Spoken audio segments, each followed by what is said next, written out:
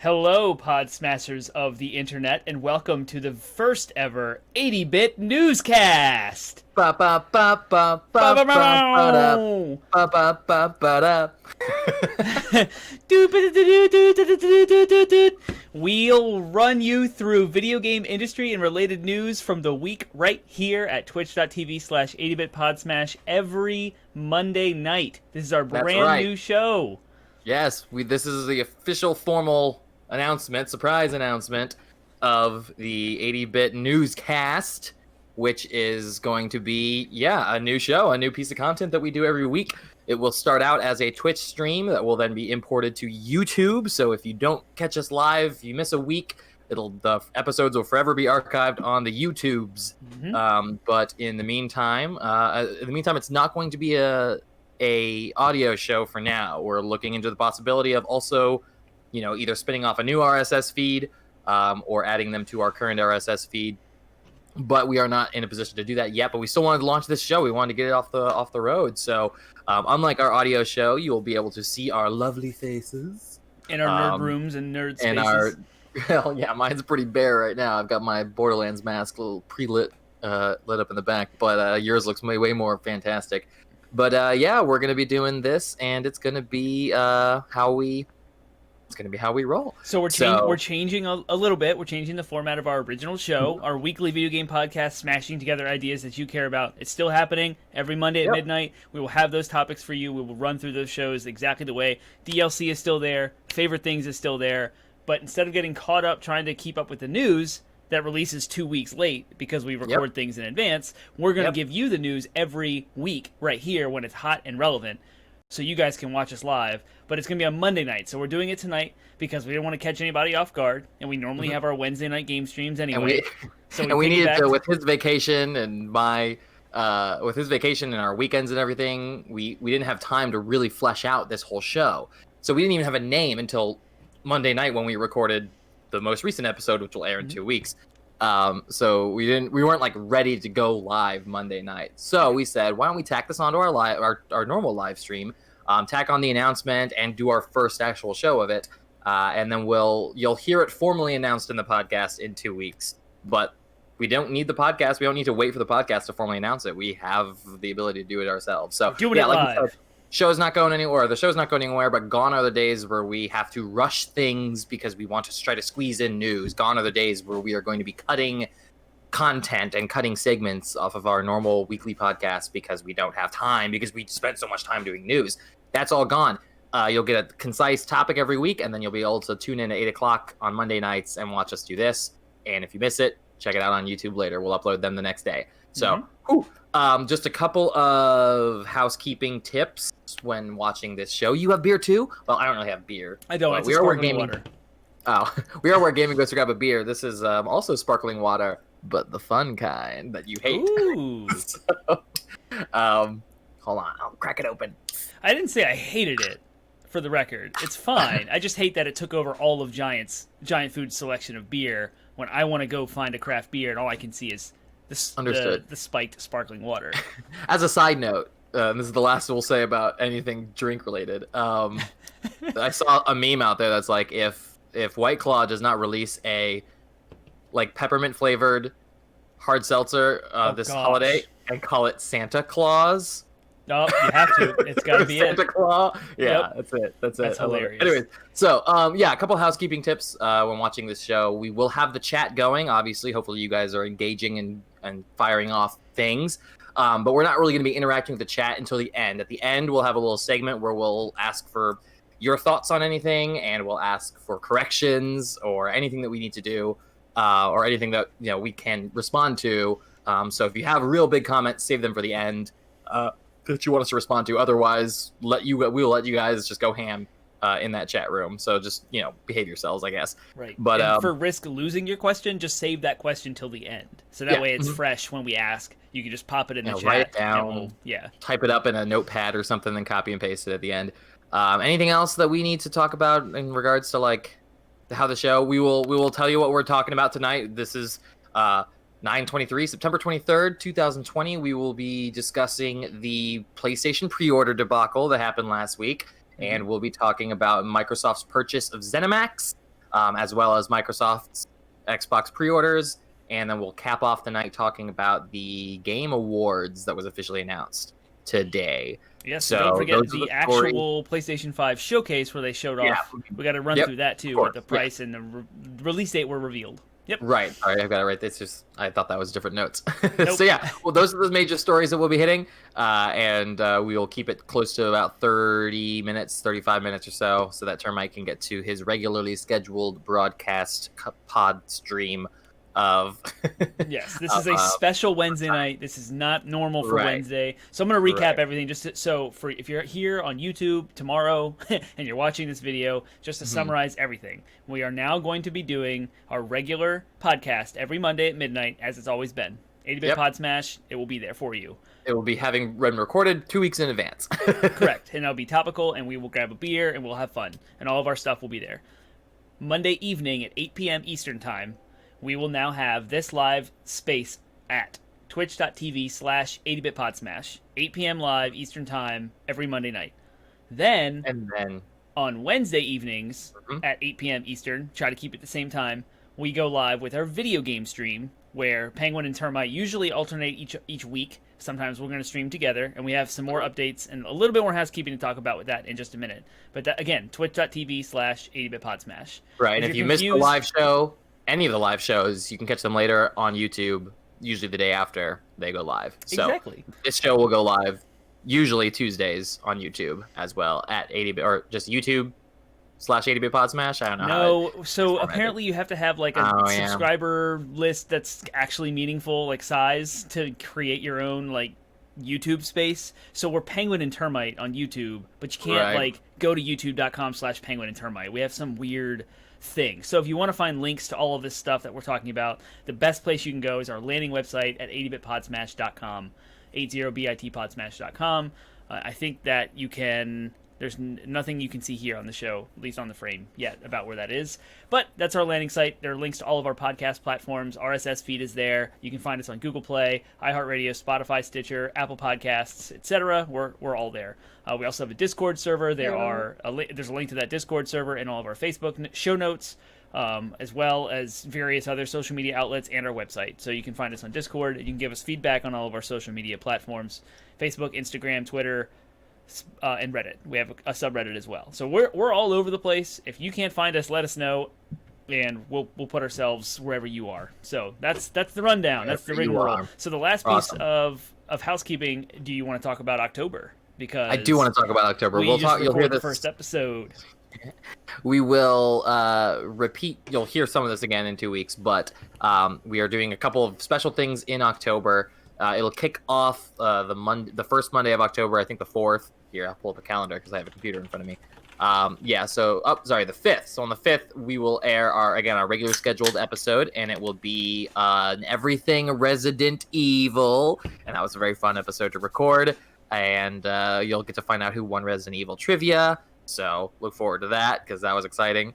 And then we will begin a month-long series of games that we will be streaming to celebrate Halloween and celebrate the spooky month of October.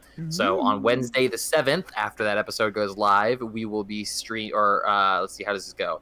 It's me, you.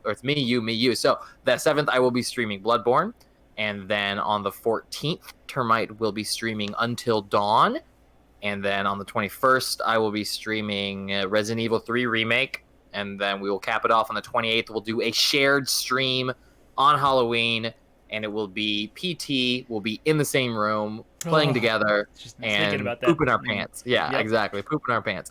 And the Monday before that will be our traditional Monster Smash, where we will pick a topic of video games related to a very specific kind of monster. And so this year we'll be doing spooky ghosts. So that's it. That's all in regards to housekeeping and announcements. So let's go on with the show. All right, we are like 10 minutes in already. That's the news radar clicking. All right, so Sony unveiled an amazing, out of this world, probably the best presentation they've done this year, showcase, and they kicked it off with a bunch of cool game announcements and some new things and we want to run through the announcements that are in that show. Again, in typical 80-bit Pod Smash way, we only kind of talk about the things that really resonate with us and our audience. So if we miss something that you cared, we're not going to do the whole thing because we'd be here for hours. Right. So if we miss something you want us to talk about, save it for the end when we do our little question and A section, and we can address it there. And then maybe in the future, as you guys keep telling us what you want to hear and we keep skipping, we'll change our direction to kind of cater to what you guys want to hear, because we want to do that. So what was announced at the PlayStation 5 showcase? I was at the beach and I disappeared into the back. I know. Bleh. No editing, right? We're going live. Yeah, this is raw. It's fantastic. It's real. Yep. The show kicked off with a Final Fantasy 16 announcement, which was amazing, but also was kind of met with some confusion. Sure. So it had that whole, like, this is a PC footage captured on PlayStation 5 specifications or something at the front.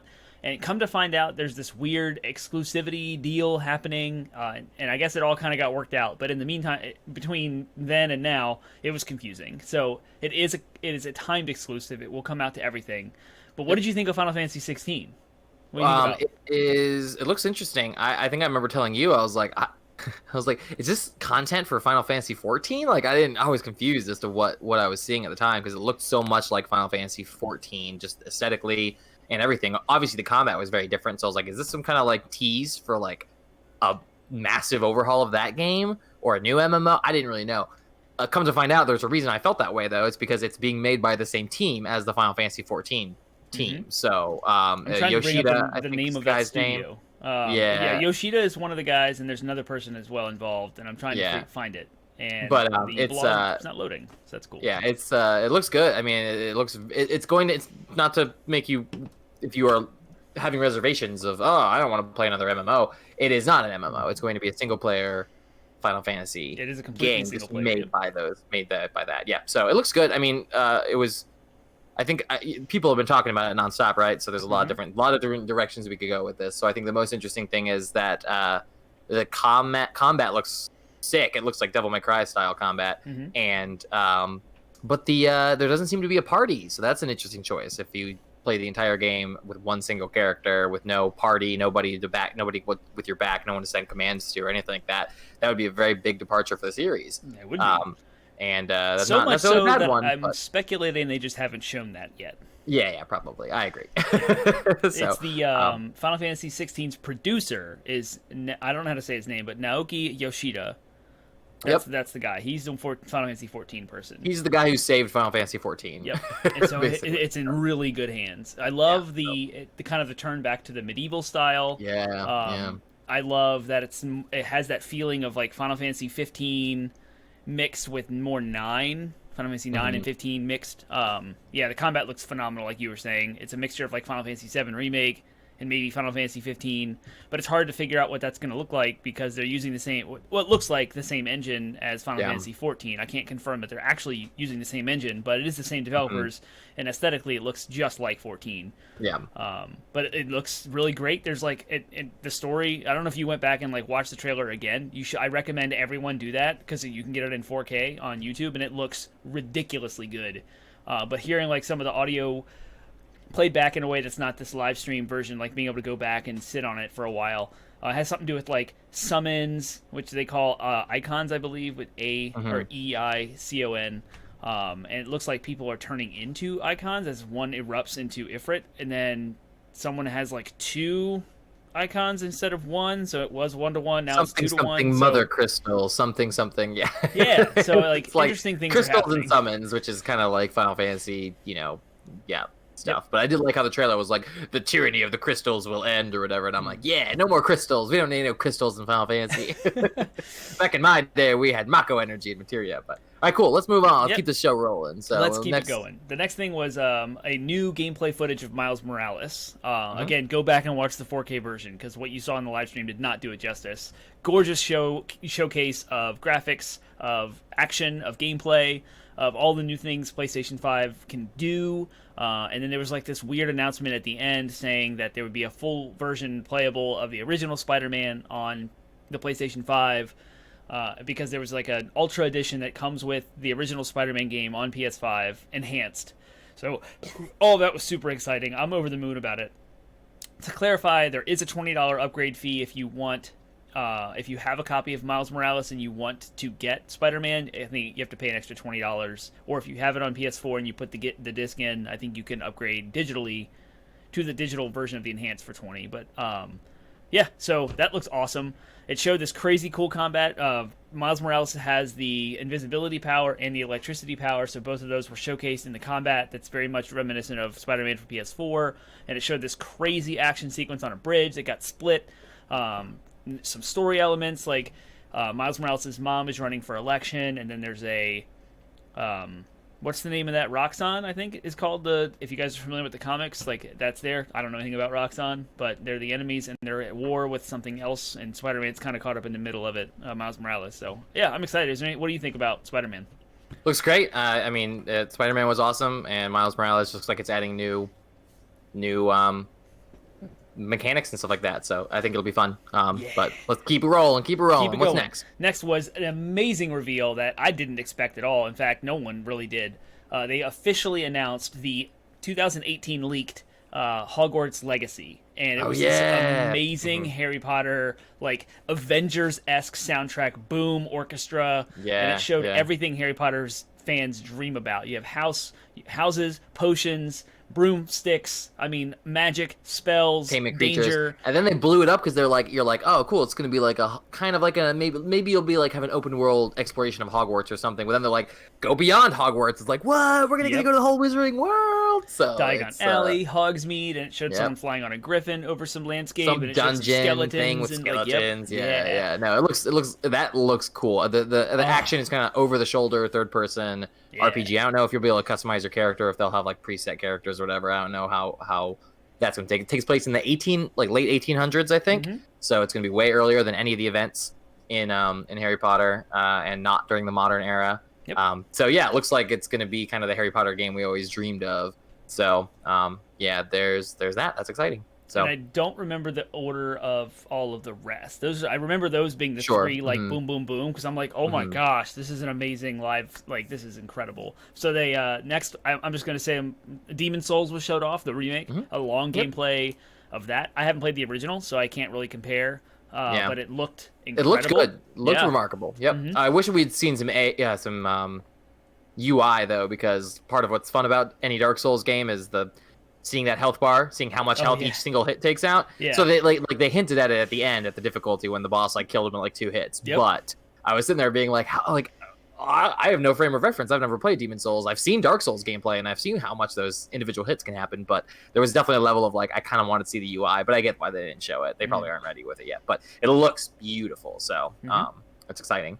So it does. Cool. It looks great for Demon Souls fans. There was a Call of Duty Black Ops Cold War look. Some crazy gameplay footage of a single-player Call of Duty, and made me interested in, because I like the Call of Duty single-player games, like campaigns. I'm not really into the multiplayer stuff anymore. They announced Devil May Cry Special Edition announced.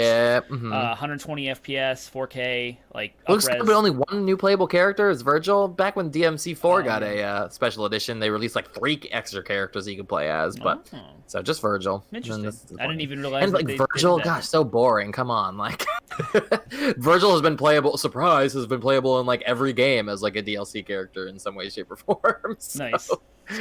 That's my only complaint about that, but it looks beautiful. I haven't played it yet, so this is a great time for me to jump in because it's a new game to me. That's true. Yep. So then they showed off Deathloop, and then they had this cool, like, I don't know when they did this, but they announced the PlayStation Plus collection, and I was blown away by this. So this is kind of Sony's answer to Game Pass, almost. Is that every PlayStation Plus member, if you subscribe to their service, you now have God of War, Bloodborne, Monster Hunter World, Final Fantasy 15, Fallout 4, Mortal Kombat 10, Uncharted 4, Ratchet & Clank, Days Gone, Until Dawn, Detroit Become Human, Battlefield 1, Infamous Second Son, Batman Arkham Knight, The Last Guardian, The Last of Us Remastered, Persona 5, and Resident Evil 7 are all available to you immediately on your new PlayStation 5 through backwards compatibility. It's the PS4 versions of those games with whatever generic boost mode thing that PlayStation will add. Yeah, and so unlike cool. PS Plus's typical like monthly games, they're not limited time as far as I know. They're just a collection of games that you will have access to for being a PlayStation Plus subscriber. And as far as I can tell, it's not only on the PS5. Like theoretically, it just goes live. The new collection goes live when the PS5 goes live. I think that you can still play them on your PS4, presumably. I don't know about that. Yeah, that's But what that was. sweet. It seemed like it was just a benefit for PS Plus members, not exclusive to the PlayStation 5 at all. Was what my take on it was. So when the the only thing that connects it to the 5 is that it goes live when the 5 goes live. Seems to be what my take on it was. So that might just be more some research for us, and we can correct it later. So if you guys want to sleuth it up and look it up now, and then be like, Penguin was wrong, and I'm fine with that. It's cool. But that was my understanding of it. So, all right. And there was a bunch of other games in there. Apparently, Horizon Forbidden West is coming to PS4. Miles Morales is coming to PS4. So that was a pretty big announcement for like, wait a minute, we thought Sony had generations, and we had that conversation. It's like, oh no, actually, we believe in generations. Like, huh. That meme. Yeah, so that's interesting. But what the enhancements, I went back and looked at what the enhancements were, because Sony has unveiled all that stuff. They've been really transparent announcing all these things, and it looks like they're doing some pretty hefty work to make them really, really cool on PlayStation 5. So even though they are available on the PS4, notice Ratchet and Clank is definitely not a PS4 game. Yes, because there's no way. There's no way they have been actually utilizing the SSD. It'll be interesting to see as games begin to game developers begin to actually figure out what this technology is useful for. But let's keep rolling. We got news. Yep, I think that was pretty much it. And then the prices were announced: $4.99 for the disc space. For the games, that's all done. For the disc space. You were right in our predictions about the price. I was wrong on the price of the discless. I was right on the price of the disc console, but I thought I thought it was only going to say $50. So I was surprised by the $100 price drop for the digital version. But it's coming out in November 12th, so it's 2 days after the Xbox. So November 12th is the big day. And that gets us to our next news bit, which is kind of a separate thing, connected but separate. So the way things went down, we'll say before the showcase had been announced a week out, a few days out, and Termite and I were convinced. They're like, okay, they're going to do this right. They're going to announce the price, they're going to announce the date, and they're going to announce that pre-orders will go live on the specific day. Why did we suspect that was going to happen? Because one of their members, during an interview or something, said, one of their executives said, Eric Lempel from PlayStation Worldwide Marketing said, that's the guy. He said, it's safe to say, we'll let you know when pre-orders will happen. It's not going to happen in a minute's notice. The implication being they would give a heads up so that people could get prepared. They could, if they needed to leave work early or whatever they needed to do to be in front of their computers when the pre-orders went live, they anticipated there was going to be a heavy demand for it, or they said they were anticipating there would be a heavy demand for it and that they would give people heads up. The entire showcase goes in, it finishes up, and Termite and I are sitting there being like, they didn't announce a pre-order date at all. What's going on with that? So fortunately, Termite is a wise man and pays attention to the blogosphere, the Twitter sphere, and he saw that Jeff Keighley said that, Jeff Keighley from Kinda Funny? No. About the pre-orders? Wario64 was the person. Wario64 tipped you off? Okay. That he tipped off the internet. Like, his Twitter exploded, his phone died, like, it was insane.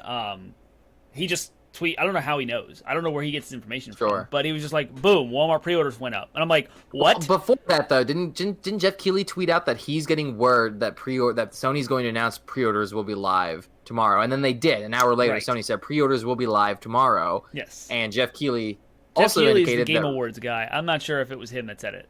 Sure, I think it was him. I remember that name's been stuck in my head. Someone in the Twitter sphere, tipped people off that the retailers were going to break that pre-order date.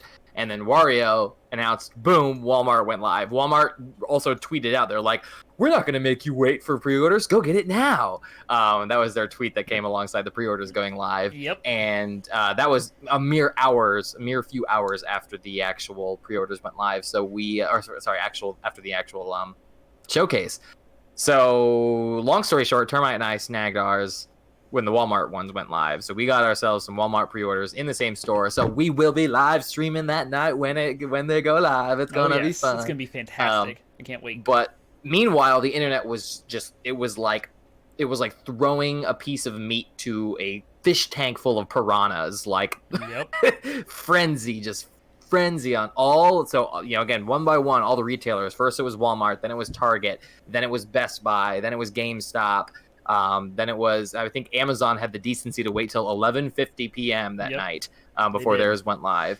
But all the retailers, it was a matter of seconds when they go live, a matter of minutes. Walmart ones, I think, because people were taken off guard. I mean, we were like, what, 10 minutes after Wario's tweet or something like that. So it was up for a little while, which made us concerned that we were going to lose our pre-orders. Right.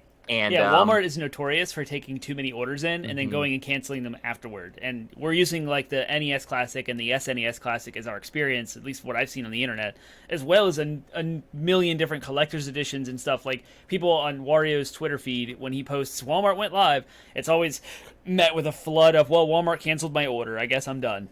Yeah. So I fully anticipated to have my pre-order completely canceled. Like I was just checking my email every day. 1 week later, like, we're still good. Yeah.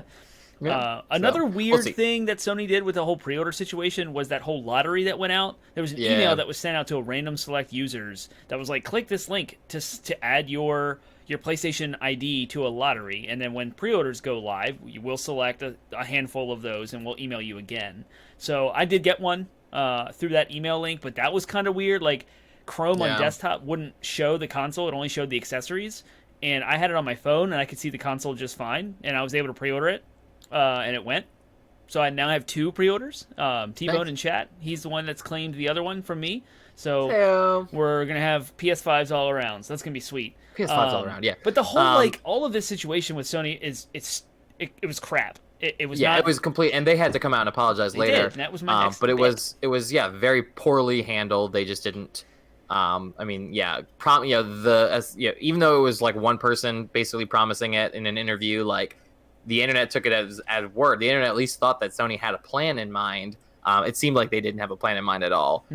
So it was just they didn't have for whatever reason, they didn't have a leash on the retailers, and the retailers went live early. That's on the retailers, to be fair. But still, Sony could have, So we know Sony could have done something better because we saw it was done slightly better by Microsoft. Microsoft but that took the was opportunity a fiasco to say, for a different we reason. just want, I know. So Microsoft said, we just want to be, and so transitioning to what happened with the Xboxes then. So Microsoft said, our pre-orders are going live September 22nd.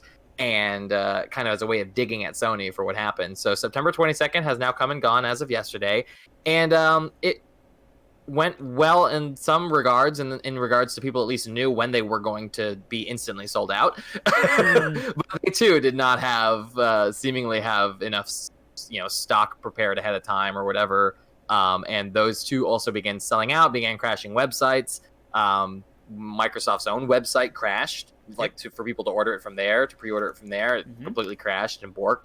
Microsoft says that it's technical difficulties due to high demand.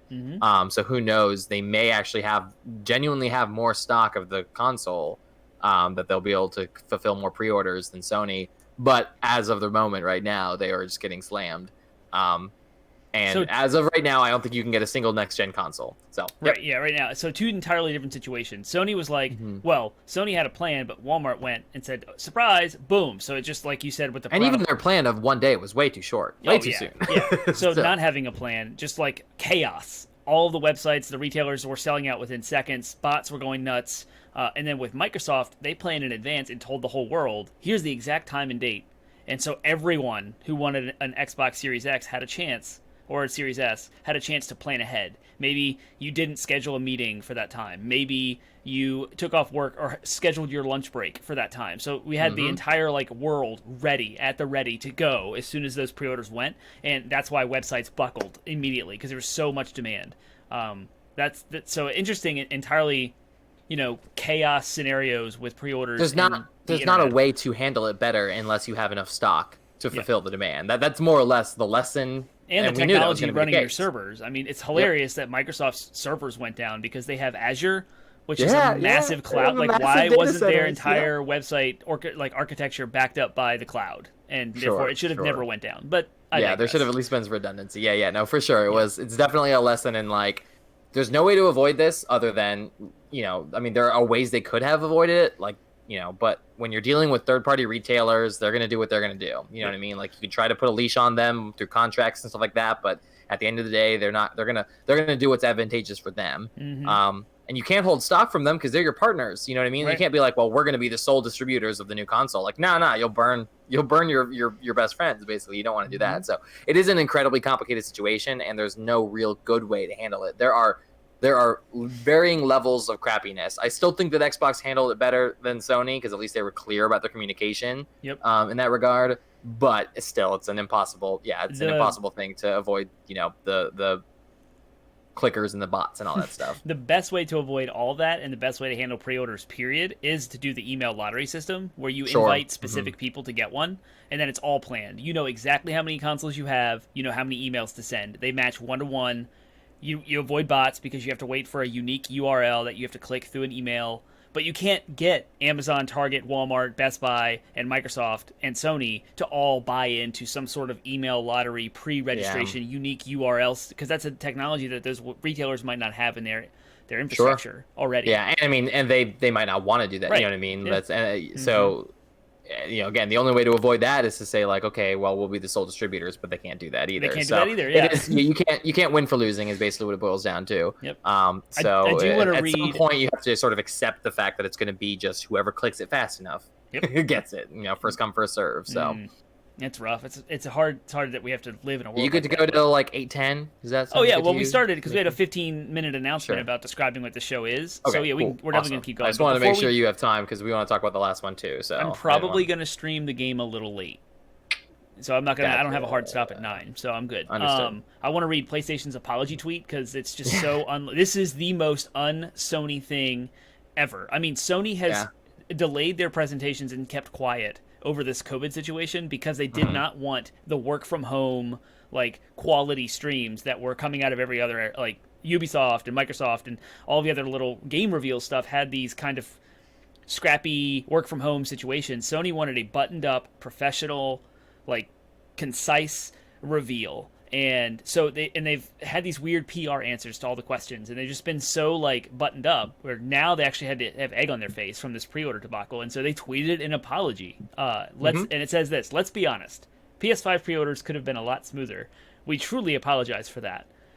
Over the next few days, we will release more PS5 consoles for pre-order. Retailers will share more details, and more PS5s will be available through the end of the year." Hilariously enough, that was the tweet. That's it. Hilariously enough, that was September 19th. That was 4 days ago. There hasn't been anything. In fact, I got one tweet right before we went live that claimed GameStop is going to show or do in-person pre-orders for post-launch consoles. So several weeks after launch, you can now pre-order them, and that goes Friday. So in 2 days, you can go into a GameStop and pre-order you a PS5, but you won't get it at launch. You'll have to wait till afterward.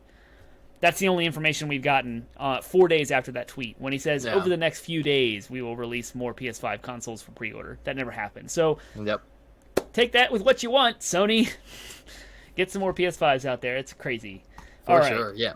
So then all that was happening, and then right before the Xbox pre-orders, the day before the Xbox pre-orders went live. This is nuts. The biggest news of the year in the video game industry. Arguably, yes. I mean, was that Microsoft buys Zenimax Media, and that inside that family of Zenimax Media is Bethesda, but also a whole bunch of other studios. So Microsoft now owns id Software, developer of Doom, Quake, and Rage, Arcane Studios, developer of Dishonored and Prey, Machine Games, Deathloop, right? Yes, and Deathloop. Yep, we'll get there in a minute. Machine Games, developer of Wolfenstein, Tango Gameworks, developer of The Evil Within 1 and 2, and then, of course, Bethesda Softworks with its Bethesda Game Studios, developer of Elder Scrolls and Fallout, and then ZeniMax Online, which does Elder Scrolls Online. For $7.2 billion. Billion with a B? With a B, 7.2. For context, Disney bought Star Wars for only $4 billion. Only. It's insane. $4 billion. And then they buy Marvel for like $2 billion or something like that. Sure. $7.2 billion. Basically, Microsoft they spent more on that than Sony or Disney did on both Marvel and Star Wars. That's nuts. That's mind-boggling amount of money. But it's a power move, man. It is such a power move because I mean, again, to reiterate, Doom, Fallout, Elder Scrolls, those three alone, those Yep. three titles alone are enough to be impressive. So Microsoft, obviously, they have a bit of a quagmire of exclusivity to wade through. So Phil Spencer's official statement on it, he said, you probably have the quote pulled up, but he said something along the lines of like, we're going to honor the existing timed exclusives, so Deathloop and what's the other one? Oh, Ghostwire Tokyo are both PS5 going exclusives. to be PS5 exclusives for a limited time, Right. as many of their exclusives are these days. And he said all other future titles will be handled on a case-by-case basis. So what that means for Elder Scrolls 6, what that means for potential Fallout 5? Ooh, it could very well be. We could very well be seeing those as Xbox exclusives. Now, we can maybe break down our takes on it later. I don't think that's necessarily going to be the case, but we'll talk about it later. So is there any other facts, any other details of that $7.5 billion deal? Just like I did some research on the context of what Zenimax Media has been going through in some of these publishers, and Dishonored 2 underperformed. Prey didn't do as well. At least we don't really know the reported numbers of Prey. All right, so when a game sells really well, we all know about it because they brag. They're like, boom, set a record, boom, most sold in that franchise. Wolfenstein 2, The Evil Within, all of these types of like AA, almost AAA type of games, like they don't make a whole lot of money, and so maybe Zenimax Media was also the company that Robert Trump died recently, and he was one of the board members of that company. And then there's some other non-video game related board members from ZeniMax Media that are all there. And so it makes sense that ZeniMax might want to sell because Microsoft is games. They know games, and they can leverage these properties and these studios better than what they could. Like, one of the board members was an NBA player or like owner and something else. I don't know all the names. But just digging into some of that stuff, it's like I never really thought about the lack of success coming out of Bethesda Studios, because Fallout 76 was a bombshell, and the last crazy good game to come out of that was Doom Eternal, and that did well. That was fine, but that's just id, in that family of Bethesda stuff. Id being id, yep, right? Id being awesome. Yeah, so all the other franchises, like they're not kind of so $7.2 billion, like. Holy cow, the IP was valuable. Like, it was the IP. So I can now kind of make sense how they would make that back or why they would want to sell it if they think that there's room to make the money back. So when Microsoft is buying it, they're spending $7.2 billion, but can they make more? And if they can actually enable these companies, these developers, to make better games and allow them to have more exposure on Game Pass, then it would allow them to make that money back. So that's sort of a speculation, kind of my take on it, but also based on facts. Well, Phil Spencer said that they're going to be relatively hands-off on them. Kind of, you can draw the comparison to the early days of the deal between Blizzard and Activision, where Activision promised to be hands-off, let Blizzard do their own thing. That obviously didn't happen, but in this case, that's what Phil Spencer's promising, at least in the short term, for Bethesda. He's like, we're going to let them make their games, and we're just going to enable them to make their games as best they can possibly be. So, my take on it is I think this is a Game Pass move, obviously, at least in the short term. I don't know what they're going to do with I don't know what they're going to do with the exclusivity stuff in the future, but I mean, they want to be able to say like Starfield's going on Game Pass day one, Elder Scrolls 6, Fallout 5, they're going to go on Game Pass day one. You can, you pay, and then couple that with the fact that games are going up in price. We know this for a fact. PS5 games are listed, and Xbox Series X games are starting to come out as listing at $69.99. So, for a lot of gamers to say that their favorite, Bethesda games will be available day one on Game Pass for what is the just Xbox One price, like $4.99 a month? Like, that's an incredibly good value. So yeah, I think that I mean, so they're going to make. I mean, they're just going to make a ton of money on subscriptions, is what it's going to boil down to. They may sell consoles, they may not, but it doesn't matter with Game Pass. Like, they're printing money. You know what I mean? As far as like it doesn't really, other than to recoup the cost of the games themselves. Like, it's just monthly revenue for Xbox and for Microsoft.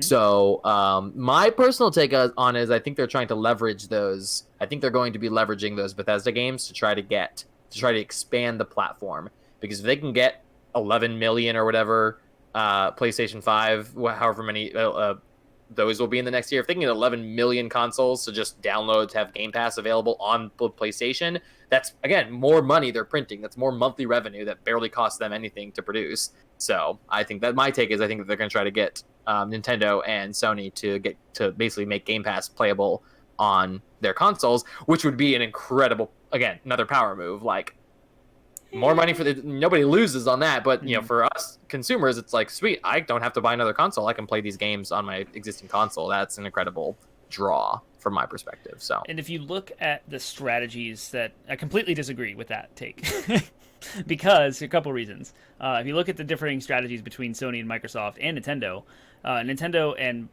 Sony would have no desire to put Game Pass on their platforms. They want nothing to do with losing gamers to another platform. They want PS Plus subscribers. They want Nintendo I didn't Switch say that online. they're going to do it. I'm saying that that's what Microsoft's of course, trying Microsoft wants to do that, but I don't think Sure. they're actually trying to do that. Microsoft is breaking down the barriers of cross-platform, cross-play more than any other one. Microsoft is pushing to allow all gamers to play together on anything. Their whole entire strategy with Game Pass, with the Project X Cloud, with Game Pass PC, and how they're marketing that there was going to be no Series X exclusives, that you could play any of these games on any Xbox platform you currently have. All of that stuff kind of builds into their idea. I don't even think they're going to go down the exclusivity route here. Like, I don't think they're going to make I agree with Fallout exclusive. I don't think they're going to make Doom exclusive. I think they're going to try and keep allow those publishers to put the games on all the platforms, but they'll be marketed as Xbox Game Studios. So when you put in a Doom Eternal 2 or whatever in your PS5, it'll have the Microsoft Game Studios or maybe even Xbox Game Studios and like splash screen at the front, but it'll still be a PS5 game, and there'll probably be a lot of crossplay here.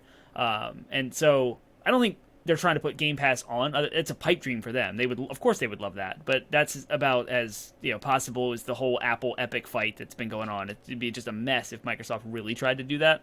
But they're trying to add value to Game Pass. That's a given for all of this, and it's a win. Like, this is amazing. And I was 95% sure I was going to pre-order or try to get a Series console anyway.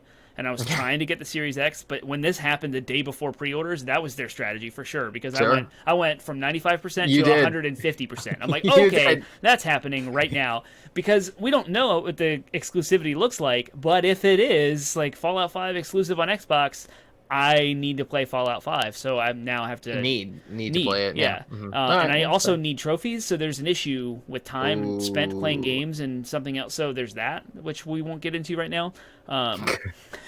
So the threat of the exclusivity, because even if you just said you expect that Fallout 5 will still come out on PlayStation, you're still just like, nah. But just in case it doesn't, I'm gonna have to have this console in my living room. Yeah, I love it. Well, Game Pass is already an incredible value, so I mean, you can't. Yeah, the Xbox All Access bundle or whatever. Yeah, the All Access bundle is insane. Arguably the greatest value in gaming. So, cool. All right. Well, that I think does it for our for that story. Though you will probably hear us continue to talk about that on the podcast as that story continues to unfold, as things get interesting, and we'll talk about it here as any pertinent news is available on it. So there's one final announcement that you wanted to cover, right? Yep. So Jeff Keighley announced today that the Game Awards, the official date is December 10th.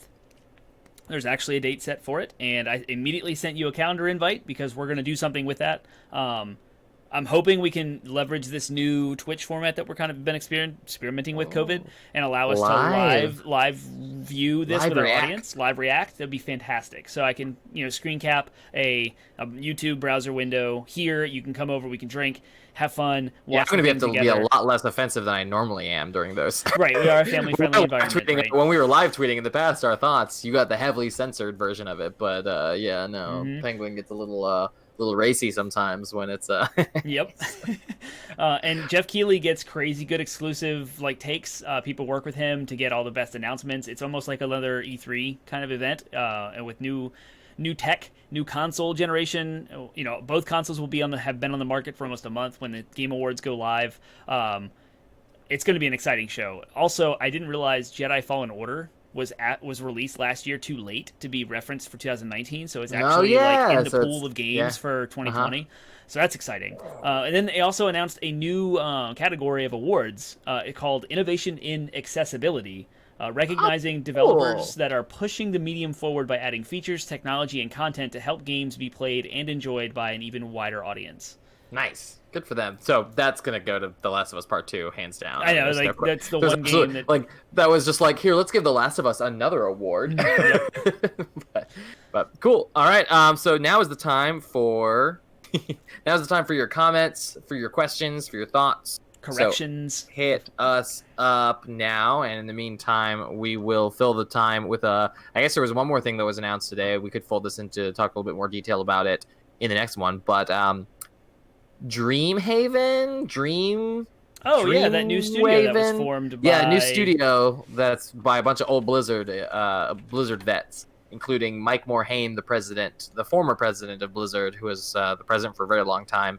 He and a group of Blizzard vets are founding a new studio that is currently, I guess, independent. I mean, I'm sure they have a lot of funding, but they're not like tied to any other publisher or anything like that. So they're going to be designing games. We have no idea what those are, but they're starting a new studio, which is pretty cool. I'll read the little intro blurb from Alastair Jones over at PCGamer.com. Co-founder and former president of Blizzard Entertainment, Mike Morhaime, has revealed his next project. Earlier today, Morhaime unveiled Dreamhaven, a new game company from a collection of Blizzard veterans, as well as 2 development studios, Moonshot Games and Secret Door. So, there you go. 2 development studios making games. Yep. Cool. Ooh, that's a great question, T-Bone. What games do I plan on getting at launch with the PS5? And that is Spider-Man Miles Morales and Godfall. Yep, that's basically what I'm going to be getting too. I do have a little extra nugget here. If I can finish Control, because I'm currently playing Control on PS4, if I can Platinum Control... Wonderful game. Yeah, wow, Platinum Control, jump into Assassin's Creed Origins and finish it before the PS5 comes out, I might get Valhalla. Oh, nice. Although I'd be skipping Odyssey, I think that's okay. I'm going to probably... I'll be doing that, but I will probably... That first month, I will probably end up playing Cyberpunk, because it'll come out a week after the PlayStation drops, so the 5 drops, so I will probably end up being playing that. Oh yeah, you were talking about maybe finishing Miles Morales before Cyberpunk.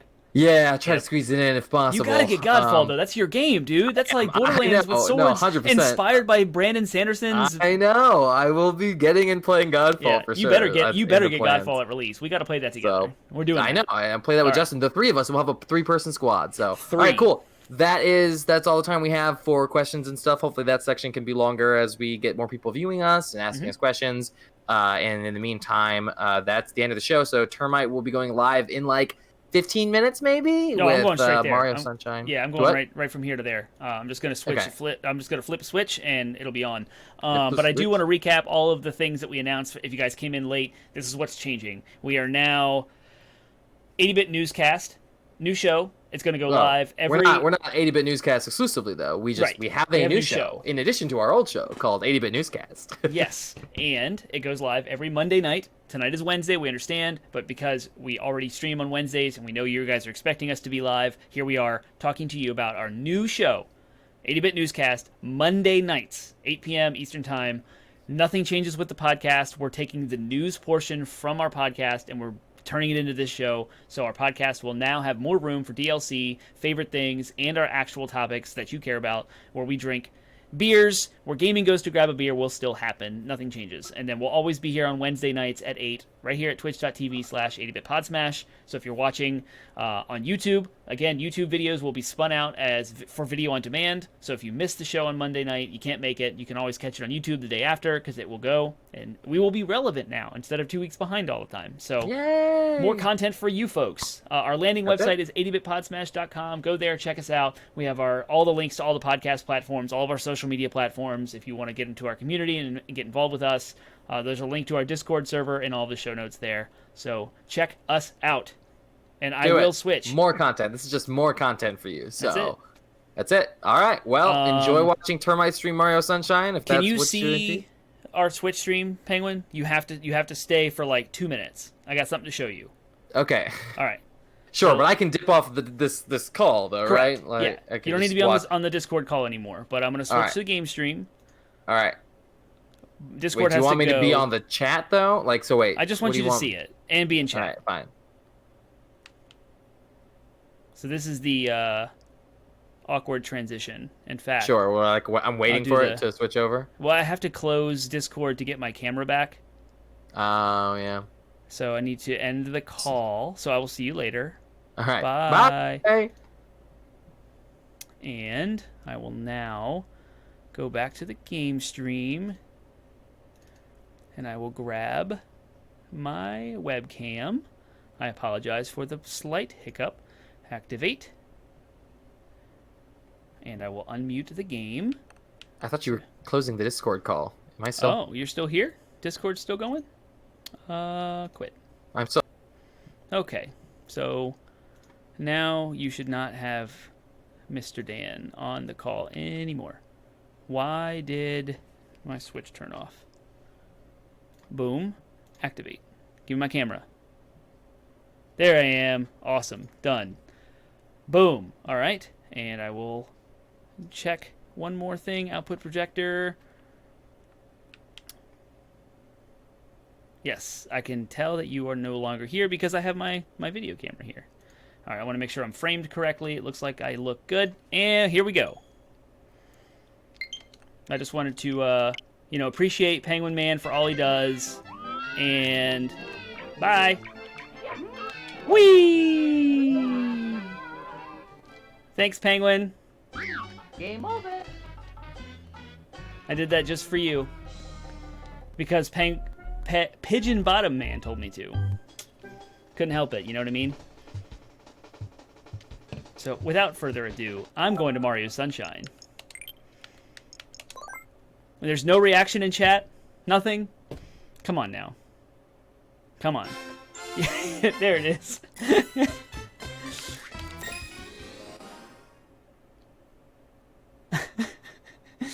So, we have made the transition now to our normal Wednesday night game stream. So, 80-Bit Pod Smash here. Brought to you by Termite. I am your host, Termite, and I am bringing Super Mario 3D All-Stars. I could not wait for this game. It came out Friday, the 18th of September, and I've been enjoying it. And it's the end of our summertime, but Super Mario Sunshine just hits. And now we have these up-res 1080p versions of Mario Sunshine and Mario Galaxy.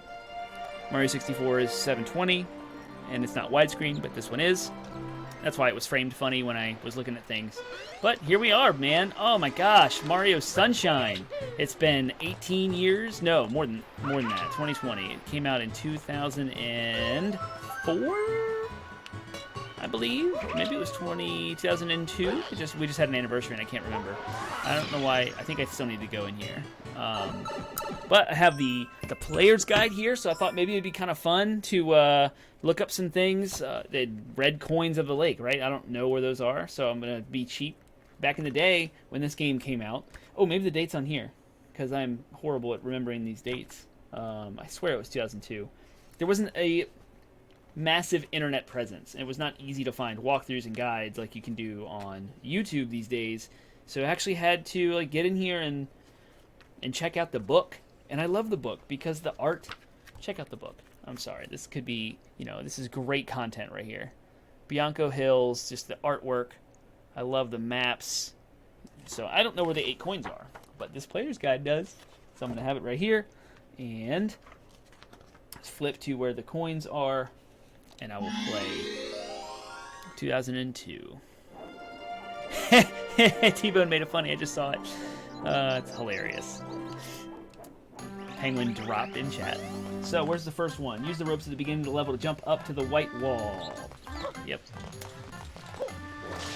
I feel like this game controls better. There has been some discussion online as to whether it actually does, or if we just have we always remember the most fond things of the old days, so, we remember it being good, so maybe it's not actually better. We just think it is. I don't know. I don't know what I'm saying. But I think it plays much easier than it did on the GameCube. Though I wish it used the GameCube controller, because we have the adapters for Smash. So, why couldn't they have done that? I don't know. But I wish they did. Where is that red... Do red coins save between... Because I swore there was one... I am on the... Yeah, red coins at the lake. Oh, maybe they... Huh.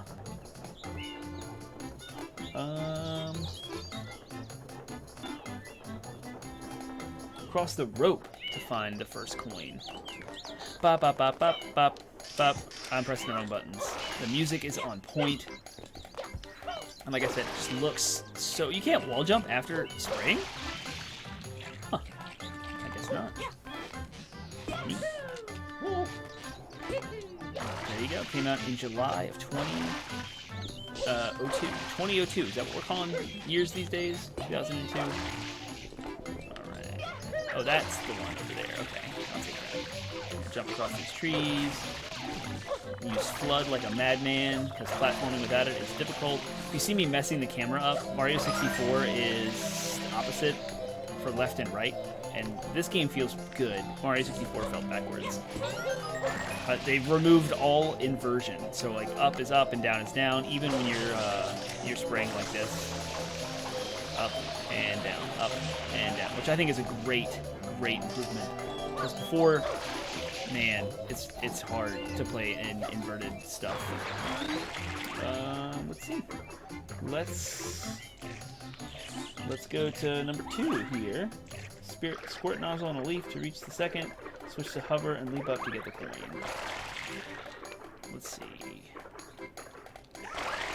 I kind of don't want to keep looking at a guide. I'd rather just play. Although the art book is fun. There's 2 coins there. I'm looking at this map, even though I said I didn't want to. Looks like 2 is that one. Whee! But I'll go ahead and get these. Oh no! Too much. Awesome. Here we go. Precise platforming is nightmarish in this game. If you remember the floodless levels. Oh, I know what T-Bone's doing. T-Bone's getting ready to play him some Donkey Kong Country 2. Because that was just released today. I guess we didn't cover that in the news show. But every so often, Nintendo drops new games to their Switch Online platform. And Donkey Kong Country 2 is, I would argue, T-Bone's favorite game of all time. But, you know, who knows? Who knows what he thinks? Except for him.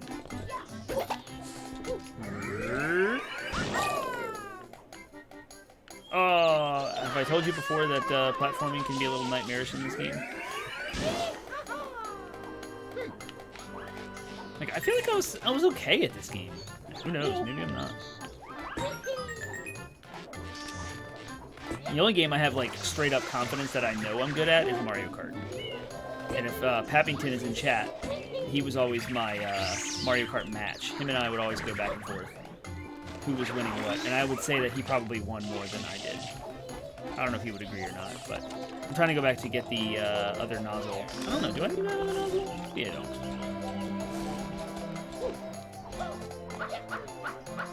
Let us see. Oh, I love this game so much. I'm almost done with this level, too. I wanted to, like, get into other levels and stuff, because I've started so many new files on the GameCube version that this level's I'm a little worn out. I'm always playing this game over and over again. I don't know where this is going to take me. I think I'm going to do something up here. Oh, here we go. I can get this, and a fresh water tank. Managing water is always fun in this game. I'm trying to figure out where to go here. How do I... Do I have to float from the top of this? Let's see, I got 4 out of 8. And this game actually had like a pretty mixed reception because of the flood. Flood is the water pack. I don't know if you guys knew that or not. For you newbie Mario folks who had you Gen Zers with Mario Galaxy being your nostalgic Mario game. When Mario 64 had come out and set the world on fire with how amazing Mario could be in a 3D world, this is the successor to Mario 64, where Mario has this device where you clean an island and it helps you float, and it does all this stuff and changes the game, and it's all new and unique. There we go. Here he is, creeping up, finishing up at work. Awesome. Yeah, lurking is the word. Did you hear my blip about Mario Kart? My Mario Kart rival of yesteryears. So yeah, this game had very mixed receptions when it first came out, and I loved it immediately. I was a little skeptical at the announcement of this game, but when I actually got my hands on it, I was like, oh my gosh, Super Mario Sunshine. And back in 2002, with the infancy of the internet as we know it today, there was this collection of chat rooms and flash games hosted on a Nintendo website. It was an event that they would have every year called Camp Hyrule, and it was all flash based, and so there was this map that had, like, you could traverse the map and play various mini games, and then you'd have your cabin. When you went back to the cabin, it would just put you in the chat room with your cabin mates, and you were assigned different cabin mates, and it was like this whole community thing. It was awesome, and I look forward to it every year. But the year that Mario Sunshine was released, they had this whole, like, campground that was all messy and stuff. So it was really, really cool to have that whole, I mean, marketing and PR is happening. I mean, it works. It's just, like, amplified my excitement for this game. And then also the announcement of the Wavebird controller, and this game, I got a bundle. It came with the player's guide, and it came with a coupon to get the Wavebird $10 off. And so I was very excited about that. The story goes, I had pre-ordered the game back in 2002. What pre-orders looked like was it would ship to your house, but you could never get them on release day. They would ship on release day, so you would get them a couple of days late. And you couldn't do anything about it because Amazon didn't exist. And I knew it was coming, so games came out on, like, Tuesdays. I didn't get it till Saturday, so I was at home, and I remember hearing a truck outside. Like, I was half asleep in the morning. It was like 8 or 9 in the morning. And I heard my parents downstairs, I still lived at home, were like, UPS truck's here. Did anyone order a package? And I was like, oh! And I was like, bolted downstairs and sprinted out to the UPS man. And who knows what I looked like, what I was wearing. I had clothes on. And just extreme excitement to grab this game, unbox it. And I don't know if I woke T-Bone up or not, but the GameCube and the TV were in his room. All right, that's it. I'm not going to go for the extra shine sprites here. I don't know if I woke him up or not, but I ripped that thing apart, opened it all up, and I was just in, like, Super Mario Sunshine. And here I am playing the same game with you guys now, and it's awesome. So fun. So many good memories. Do you guys have any good memories of Mario Sunshine's release? How did it affect you? What did you think about it? Think maybe it was a good game? Maybe it's not your favorite Mario? Maybe it is.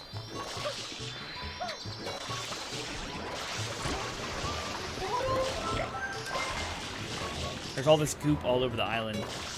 You don't remember this event. Maybe you weren't home. We had jobs. Maybe you had, maybe you were at work. I know you worked crazy hours at various places back in those years. Or I'm wrong and it wasn't a Saturday, and I don't know. In 2002, I would have been in school, so me being home in the morning means that it was summertime, it was August.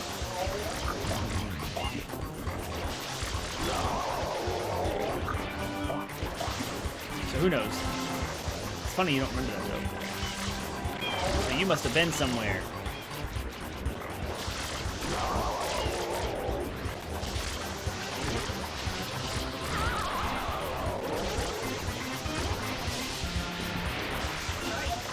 Oh, he's back!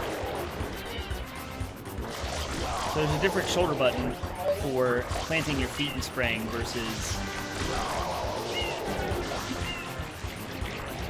running and squirting at the same time, trying to finish thoughts while playing games. It's very difficult to carry on a conversation sometimes when you're focused on the games.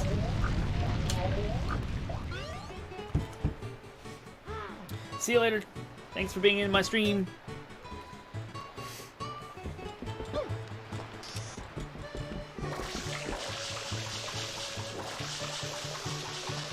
Yeah, you could have been down the street. I mean, James lived just down the hill, so you were always spending the night hanging out down there. Rico Harbor. Gooper blooper! Oh man, he's gonna break out. I gotta stop him. Or he's gonna stop me. Oh man, the haziness, the heat wave, looks so good. Like the 1080p sharpness of this, because in the GameCube version it was really, really fuzzy, and it looked good then, but this just looks so much better now. They did a really good job with this game. I love it. I gotta figure out where the blooper is. I think the little like low-res jaggedy liquids are now a little bit more refined or like exposed. Kind of reveals some of the imperfections of the rendering with the high def over here. It's funny.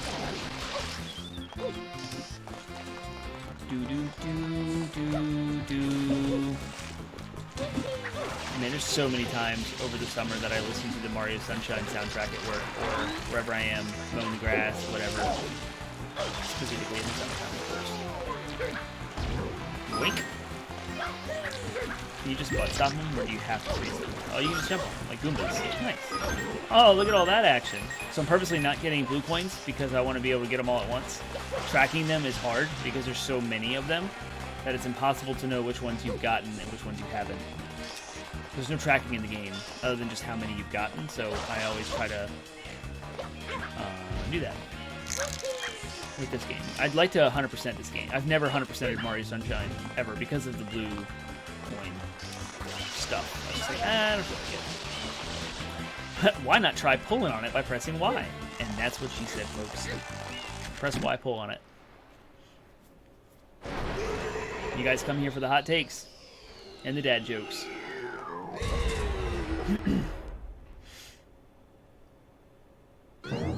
Here we go.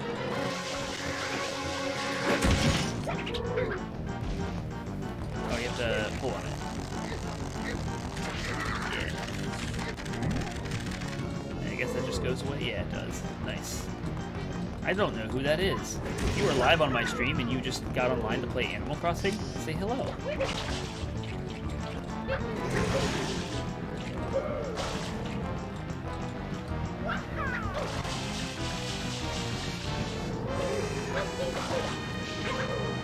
I should have stopped at the stream and started a new one because now I have to do some finagling on the YouTube video to get the new show separate. A little inside baseball conversation for you as I think about things while I'm beating this boss. Good old blooper.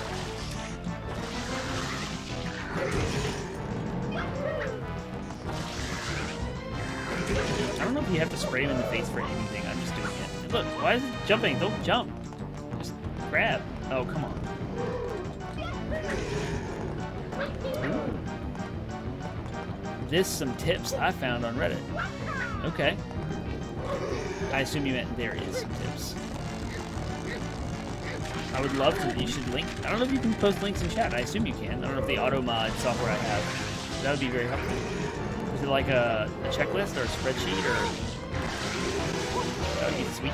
Have something that you can have up on your screen while you play to track while you get them. Also, I've always been kind of confused by the order of what to get the secret sprites because I think you have to go get some nozzles that are different. Oh, you can just pull his nose? Nice. I wonder if I could have shortcutted this whole fight. Just avoided his tentacles and pulled his nose to end it. Oh, he's mad now. Oh, shoot! I haven't done this in forever. Oh, man. Oh, man. What is up, Mr. Churn? Oh, you can just grab these things? I thought you had to step on them. Oh, man. That's not fun. I'm done. I have to restart this whole boss fight again. I'm not going to be able to get out of here before I get hurt. Didn't even know there was a ledge. That stinks. That was a long fight.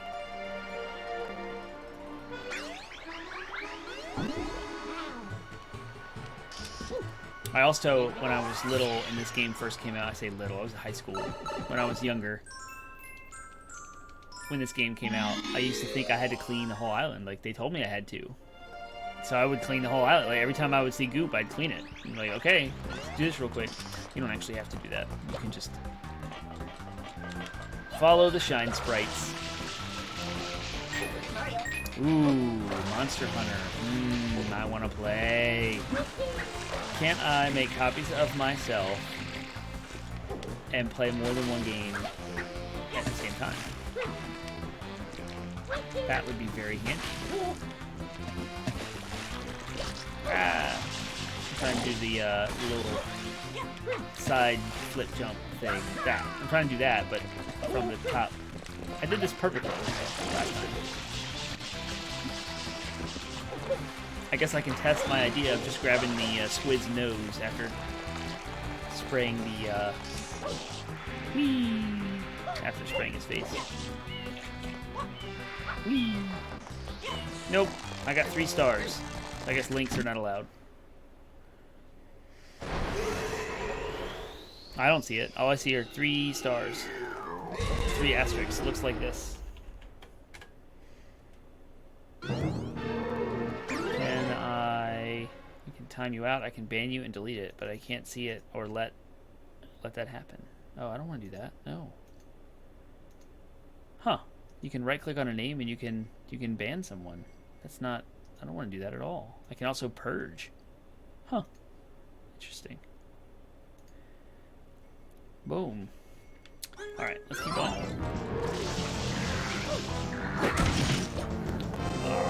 Here we go. You can just grab. Slipping off the boot. All right, here we go. Oh, and he does that to you. Nice. I'm trying to speed up the fight by just doing it this way instead of all the tentacles. Yeah. Look at that. Finding shortcuts. Oh, you see that double bounce I just did off of this guy? Yeah. Now, I'm going to try and do that again. I gotta get off the goop. I gotta get the goop. I must find a way to fight it. I am finding a way to fight it. I'm getting rocked. Do coins give you lives in this game? I forget. Yes, they do. Fantastic. Wing. Alright. Oh man, it really messes you up if you So I'm gonna do this part. I imagine it's the last part of the fight correctly. And then like I will stomp on and pull off these tentacles. I don't remember this being that hard. They're not really hard I guess, but long. Bosses in this game are no joke.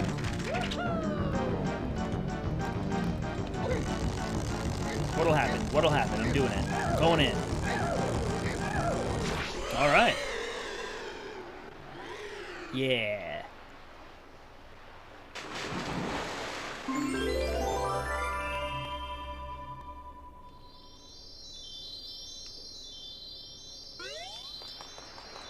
Boom. Number 10, baby. Number 10.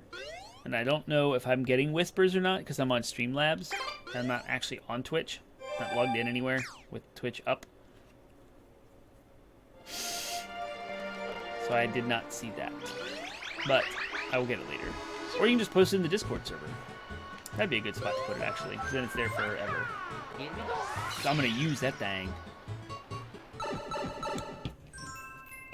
Interestingly enough, the book, the player's guide, has a checklist like that on the back. I don't know if you can see. I'll show you.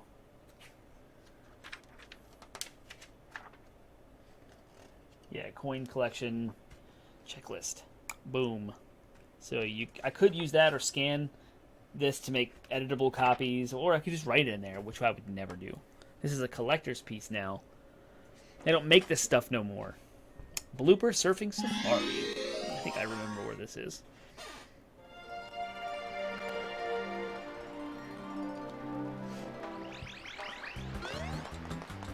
It's that way, I believe. There's like a... Or maybe I just go over here. I mean, I used to love like these... All this stuff just blew my mind back in the day. These little details right here, the environment, like boats with the bloopers in them. So fun. Oh yeah, you just talk to this guy. These guys are amazing. That's right. I'm the big daddy of blooper surfing.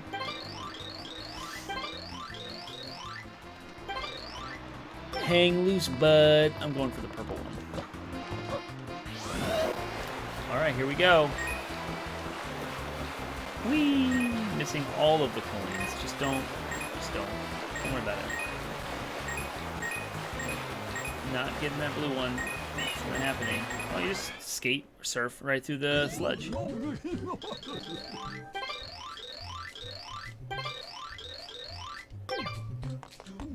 This music always reminds me of pain and suffering. Oh, pain and suffering.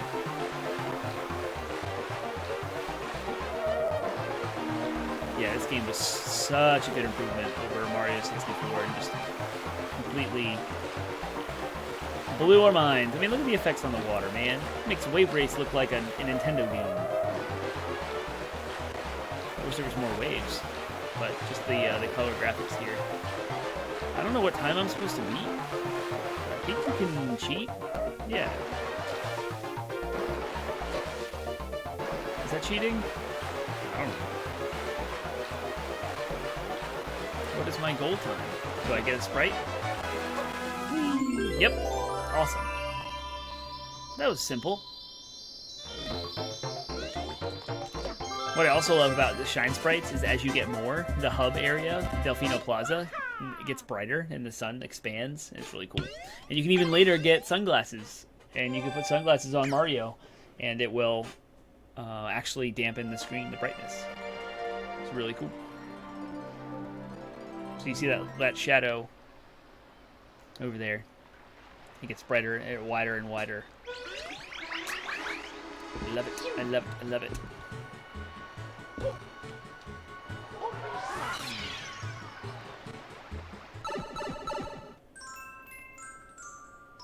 It's a caged shine sprite. Is that the one I have to climb all the way up? Yep. And drop in from the top. American Ninja style.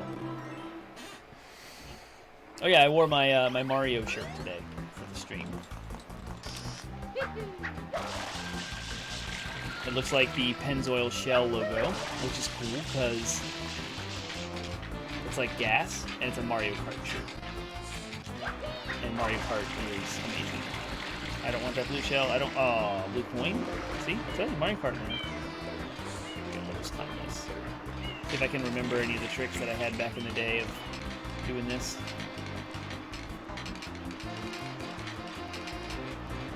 Nope, don't want to go that way. I think I can get up through... Oops.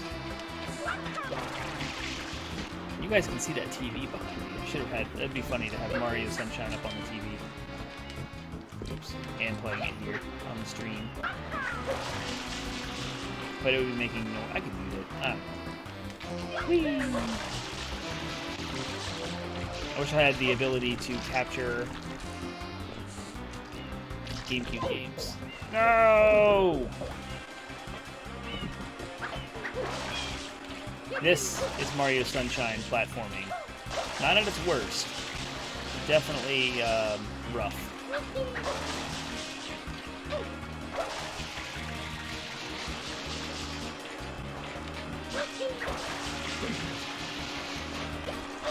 I guess they really want you to use the flood. I don't have to skate over these bloopers, otherwise they'll shoot you off, as you saw earlier. But I'm running out of water. Nope. Come on, there we go. So I need to get up to the top of that. See, for some reason I struggled in the GameCube a lot more in this area, because I've done this recently. I kept running off the platforms, like the camera wasn't working the way I wanted it to, and all that stuff. Oh, I think I was supposed to use that candy cane with those ghosts. Oh my gosh, the ghosts. These guys are horrible. Yep. They will knock you right off this platform and no time. Right, let's take a look. So, over there. That way. Oh, you can wall jump. They showed that in the demo. for this game. I'm about to run out of water.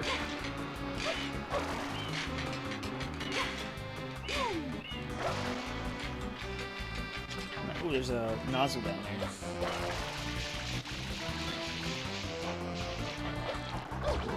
I'm out of water. This is it. So when you get a nozzle, saving. Interesting. It refills your water. Oh no! No!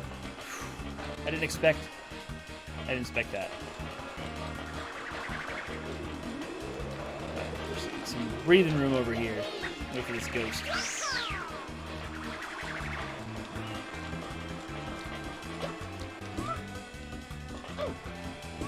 I don't have the flood. No! This ghost. Woo! Oh, this, I'm nervous. Oh, I don't even need that. Look at that. Oh, that was hard. A lot harder than it looked.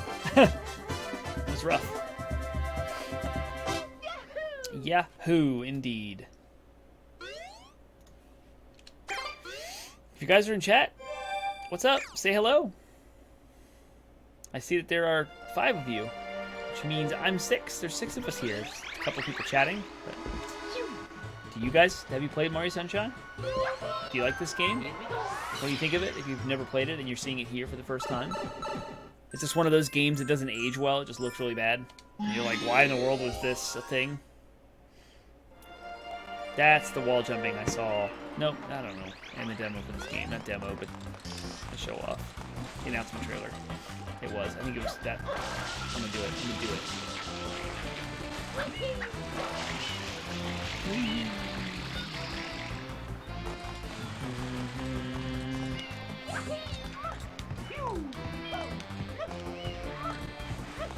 Look at that action right there. That was not actually that hard. It just looked cool. Is there a sprite up there, or is that a blue point? How do you... Nope. It's not that. There is a way to go first person. I don't remember what button it was.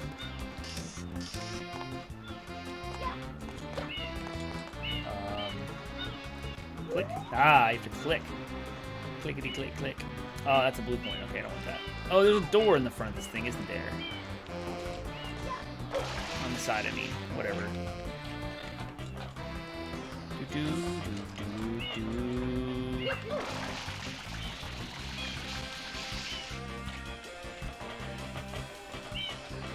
Oh. Yeah, this game is gorgeous. T-Bone, did you get your copy?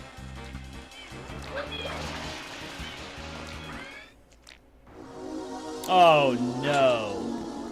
Oh, well, I think this is going to be the rest of the stream if I'm stubborn enough to keep trying this over and over again. Oh, my gosh. These things, these levels are... Oh. Bad.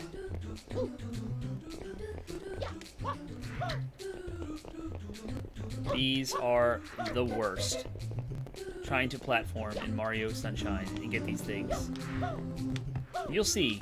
This is the easy side of things.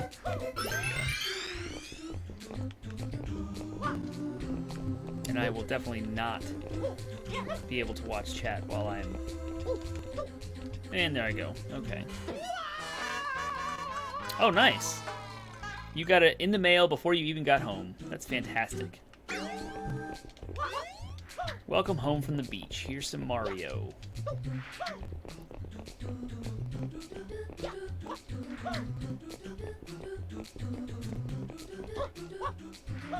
Oh, no! Tip from that list I was trying to link said that these zones have a 1-up, so you don't have to keep starting over with game overs. Yes. And I got the one that was in this one. Oh no!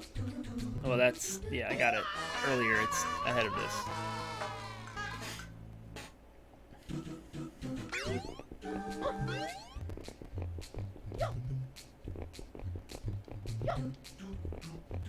Apparently you can redo these levels with the flood and get another shine sprite. I don't know. I guess you have to like return. I don't know how to do that.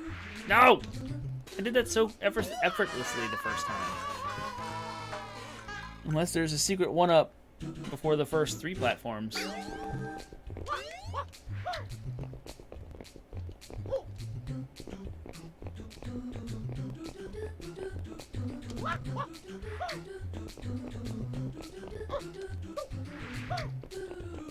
No, come on. No, no, no, no, no, no, no, no, no. Ah. Fall Guys trained me for this. Oh, these gears move. I didn't even realize that. Oh, come on. Oh, yeah, this is rough. I guess they don't want you to run up the gears. And you can see how much more level there is after this and how much I'm struggling just here at the beginning. I remember when I did this recently, my son, who I think was 4 at the time, was excited to see this at first, and then very quickly became bored of me dying over and over again, and I don't think I ever got it. I think this is where I left off on my GameCube playthrough for the year. Really?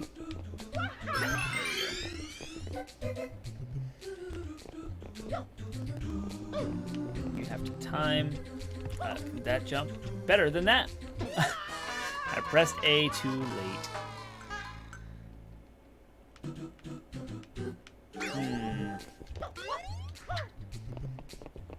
And there's like speedrunners that can just blast right through this stuff.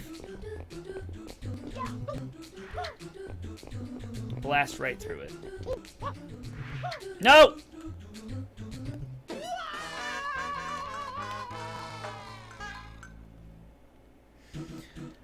Oh, man. I warned you. As soon as I got here and realized this is what this was, that the rest of my stream could be spent doing this, unless I give up or I succeed. And I do the same thing again. I angled the joystick that way, and it didn't work. It didn't change my direction at all. Awesome. Yeah, there's some more turny long bridges after those gears. I might have to take a pee break. Potty break. So that's what I'm going to do. I will be right back.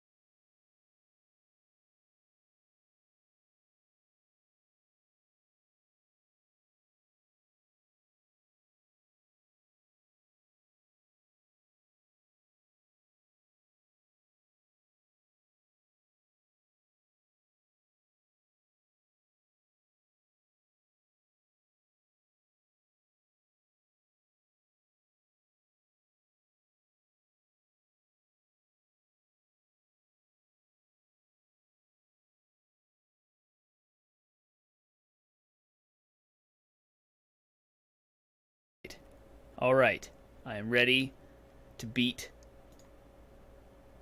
this. Why? There it is. Here we go. Here we go. It's gonna happen. Just gonna not do the dive, except for right here, because you need the speed to get it. Yep, exactly. And then just keep running. You see I'm like sitting up a little bit more. Jump on that end. Jump here. Try and give myself a little bit of extra time. Time this. Yes. Yes! Alright, I wish I had a save state. Because now I gotta run through all of this mess. Here we go. And it... Awesome. I pressed A, but it didn't register. I don't know if it was just a second, like it had to have been like a half a second too late.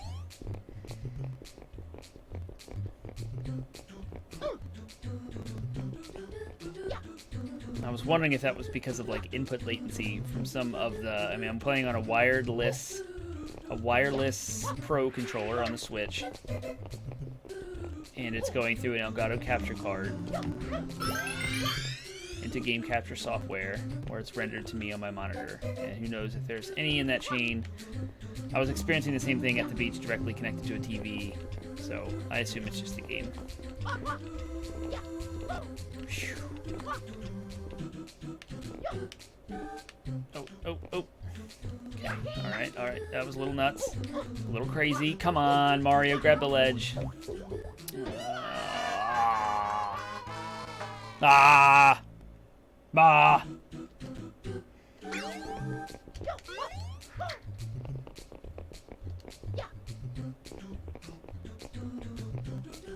here we go. Try again. Ah! Okay, getting a little bit more comfortable with all of that. I mean, if I'm not getting any better, something's wrong, right? Isn't that the whole point? You keep doing this over and over again till you get better at it? Like that?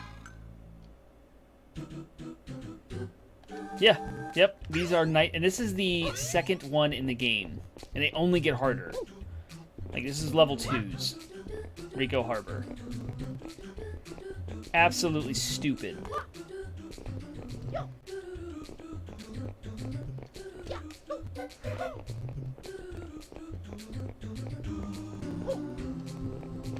And I'm sure if you YouTubed a video of someone doing this, they'd just knock it out and make it look easy.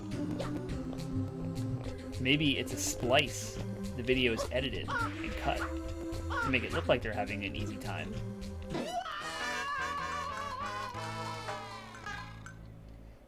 And like the platforming is so precise in this game and so twitchy, like you turn left or right and Mario moves aggressively in that direction.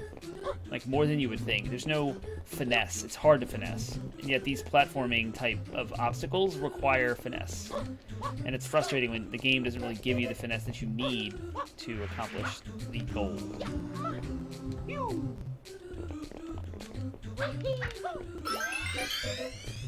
And then there's like weird things about sometimes Mario grabs onto the ledge and sometimes he doesn't. And so like trying to figure out that threshold hitbox detection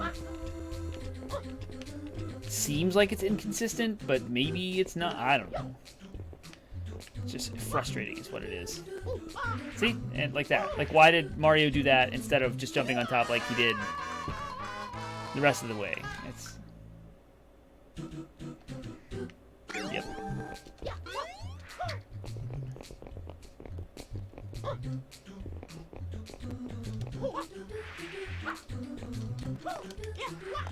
No way. How did I save that? Wow. That was all instincts right there.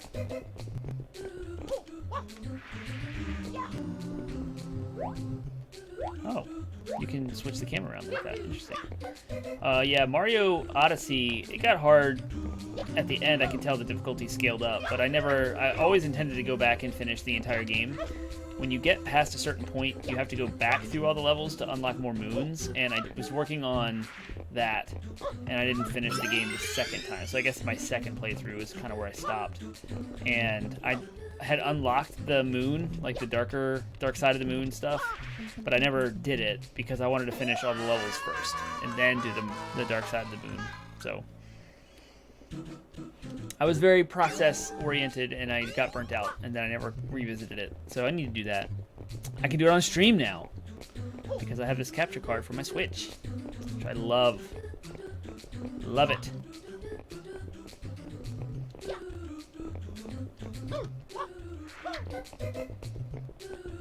I'm very, very excited to see what kind of streaming stuff the PlayStation 5 will allow, because you know they're going to have like some crazy content sharing, content creation tools like built into that operating system, because that's where the internet is, that's where money's made. I mean, think about how much money Sony makes off of sales from people seeing their games on Twitch. So I'm excited to stream PS5.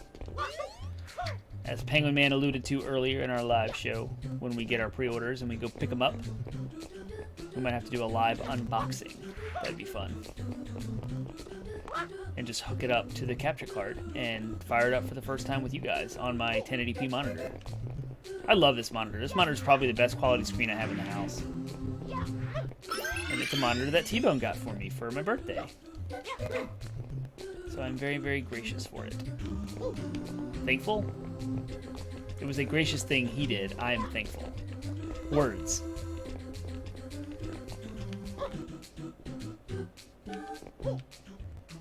So even though it will be 1080p, it at least will be the best 1080 experience I can get. Oh my gosh, I hate this so much.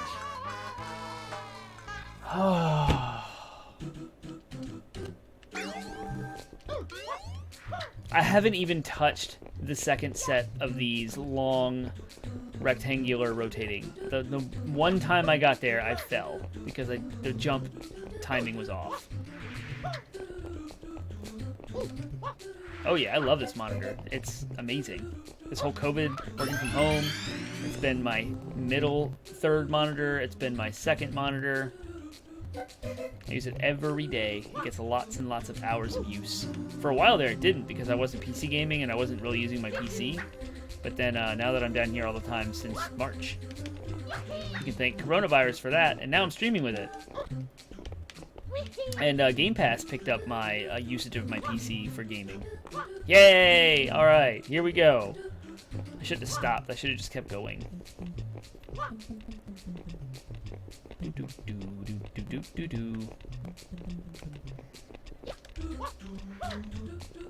not even gonna try. I don't care about the mushroom that much.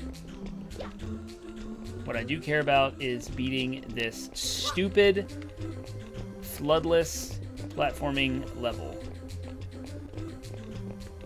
Nightmarish. Oh my gosh. Guys. Alright, don't mess I've messed this up. I have slid down this tiny little pyramid and fell off because I missed this. That has happened. Oh gosh. I don't want to hit the nails. I don't have time. Oh my gosh. That was just so... Sorry, y'all. That's what you guys came here for. Some grade A quality termite death.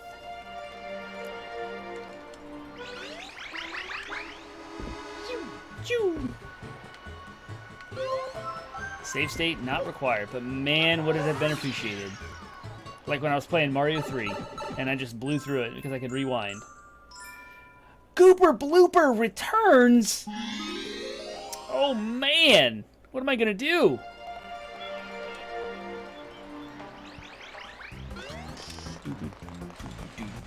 One level I really can't wait to replay is the amusement park level.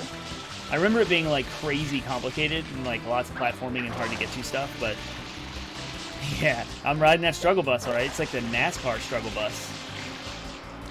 The NASCAR version. Let's see, how do I get to the... Oh, he's up there, okay. Maybe I can get there through here.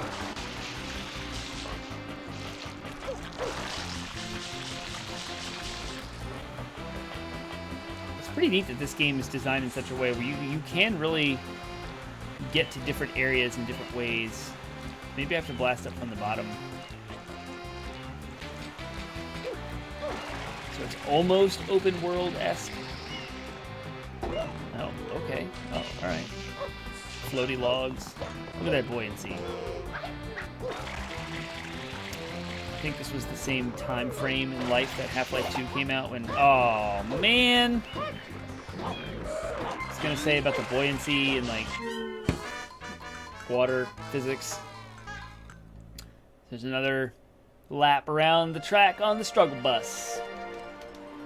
Didn't mean to press Y. I don't know why I did. Pressing Y is what launched Mario forward in the air, leaping off of the platform that I wanted. Anyway, I was saying I'd love to go back to the amusement park level in this game. I think it's World 4.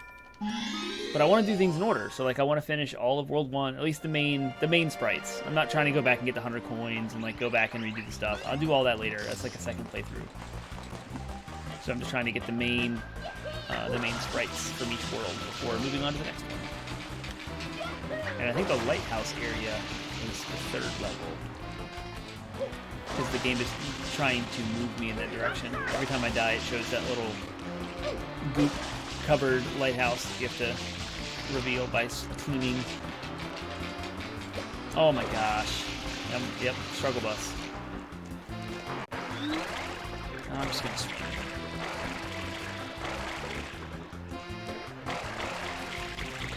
And use the little flood thing for propulsion.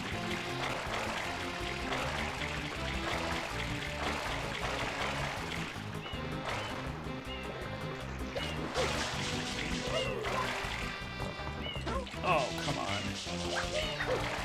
So last time I pressed Y, and I don't know what was going on with that. So can I just shoot up through the bottom?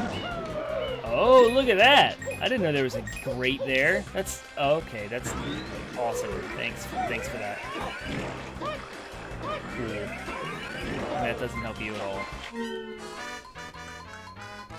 I don't even know what happened, guys. I have no clue. I pressed Y to flip up through the gate, and apparently that's not what you press. That's the button that you pressed when I was crawling through the gates earlier. But when you're going up, I guess you have to press the jump button. Cool. Here we go. And this is only World 2. Only World 2.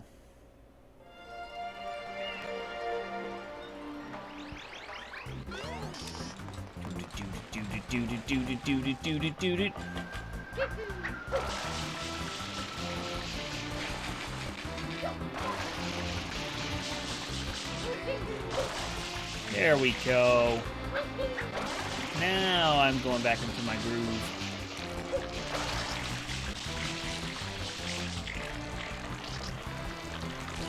Now if I can just get my groove enough to get over here and climb this thing properly and get up to Gooper Blooper. And not fall in this crap.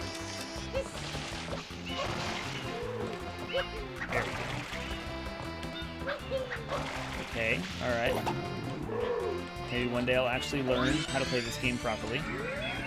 Boom! Okay. Camera's a little stuck. Neat. I'm just gonna trust it. Jump this time. Alright! I made it, guys. Kind of. Now, if I could just do this again without dying, how cool would that be?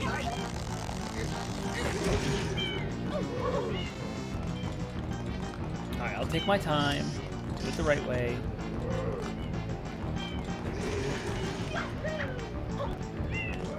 Patience, right? Oh. I hate that word. I'm gonna get smacked, yep.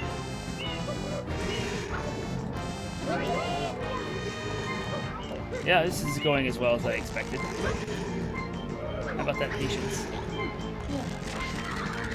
Oh, interesting. It's almost like there's a memory in how I stretched it, because that just popped off really quick. Oh, you know what? I can get health. So I don't have to do all that platforming again. How cool is that? Again, Fall Guys prepped me for this game.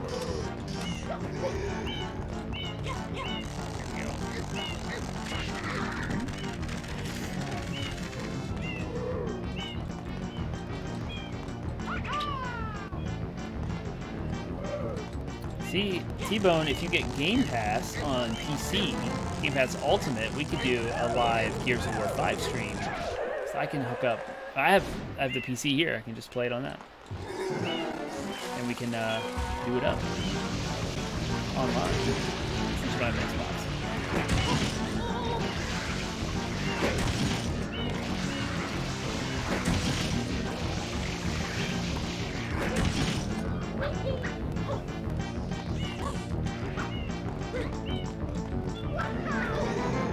Whoa, whoa, okay, getting lucky with the jumps. Okay, I'll take it.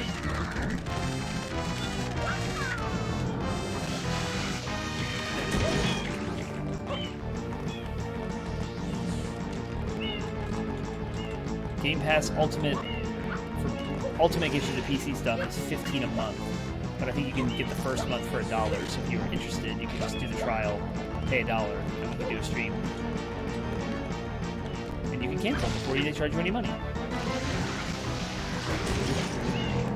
And you can use Game Pass for PC and download Gears 5 and log in with your Microsoft account. And apparently it's so easy, you can just like jump right in where we left off. I can play it on PC and the game save is just there magically. I don't know. I don't know if you can... Yeah, I have no idea how much it is actually. That's a good point. You can just buy the Windows one. Duh. Yeah.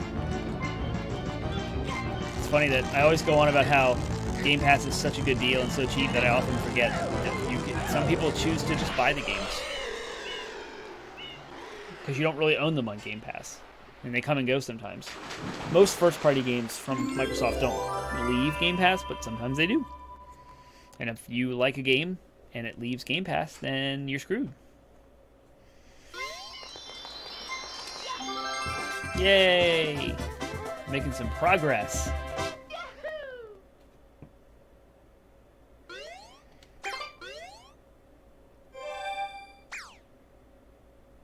Making some progress.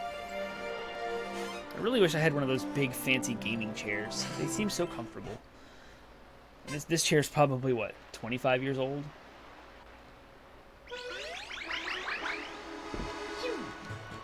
Choo! Here we go.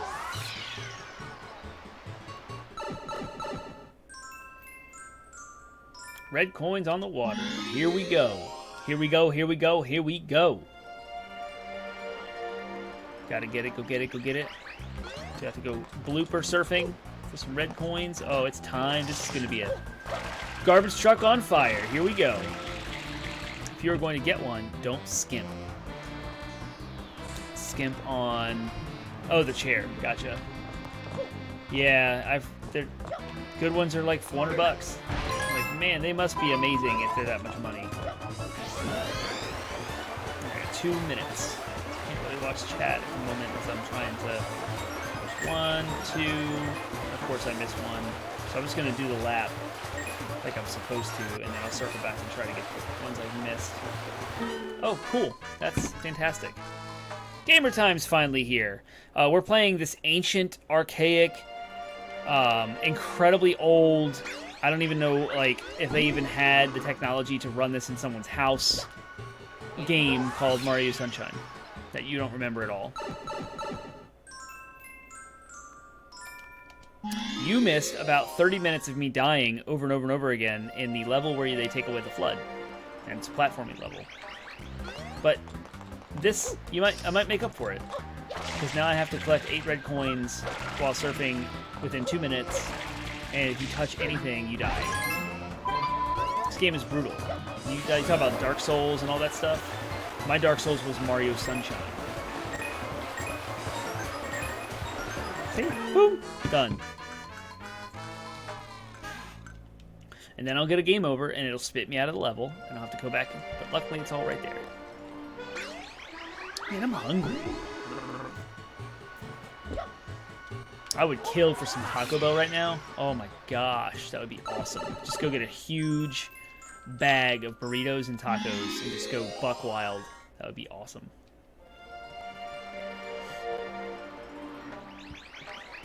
The 80-bit announcement is that we have a brand spanking new show that we are going to put on Twitch. I'm actually going to have to pause playing for this. Twitch.tv, 80-bit Pod Smash, right here on Monday nights. We'll now go live, as well as Wednesdays. But Monday nights, 8 p.m., we're doing our news show. We're going to run through all of the video game news on Monday nights, and we're taking the news out of our podcast. Our podcast will not change. It will just have more room for things like DLC, favorite things, the topic itself. It will still go live every midnight. And the first episode without the news is actually going to go live October 4th. So we announced our whole new show, and we did that show tonight. Even though it's Wednesday, we knew that we already had an audience on Wednesday night, so we weren't going to catch anybody off guard. Instead of just going live on a Monday, a random Monday, our shows are 2 weeks in advance. We record in advance in case we go on things like vacations and stuff. And so news was becoming irrelevant, and it was 2 weeks late. So we want to stay relevant with the news. We want to hit it live. So every single Monday, so not even, 4 days from now, I guess, is when we'll do our first Monday night version of the show. But we get together on Mondays to record anyway, so Monday night, 8 p.m., right here. Whatever happens in the gaming industry, you will hear from me and Penguin. So that's the big announcement. It'll be good. Everything gets better. The podcast will be better. The news will be more fun to go through without being rushed. And it'll be good. I had to rush a little bit tonight because of this stream. I wanted to have time to play Mario Sunshine with you guys. So it was slightly rushed, but it'll get better. Time is our biggest enemy. Please don't. Just don't. Come on, Mario. Can I slow? Can you really edge, like, turn? I don't even know. What am I doing? What is life? Other than this difficult... Oh, there's a coin. I'm missing all the coins. Can I just go back kind of to the beginning? Oh, man. Alright, let's just start. We'll do the figure eight again. You can tell I don't know where all the coins are. The ones that are not obvious. So I went back this way. No! Ugh. OG Hypebeast, welcome. What's up?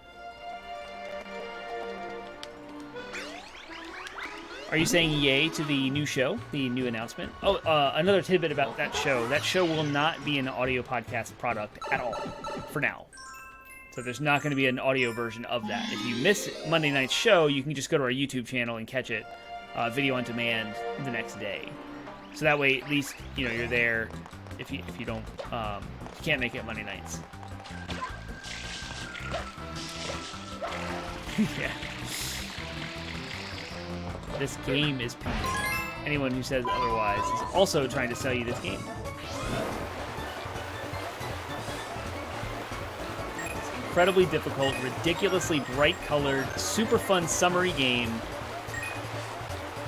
Yeah, more Twitch streams. So we'll be live Mondays and Wednesdays.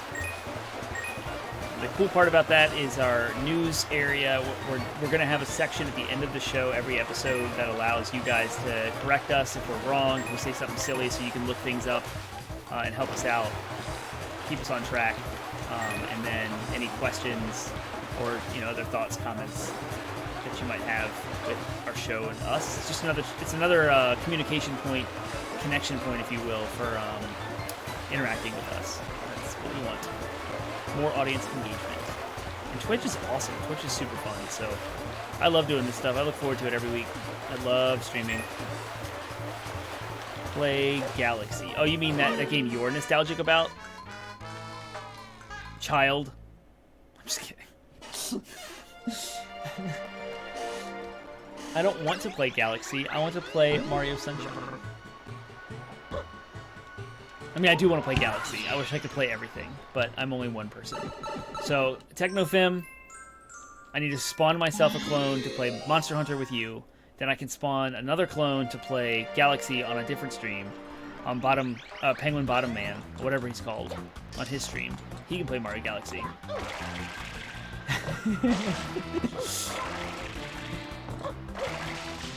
I always want to hunt. It's always a matter of time and priorities. Ah!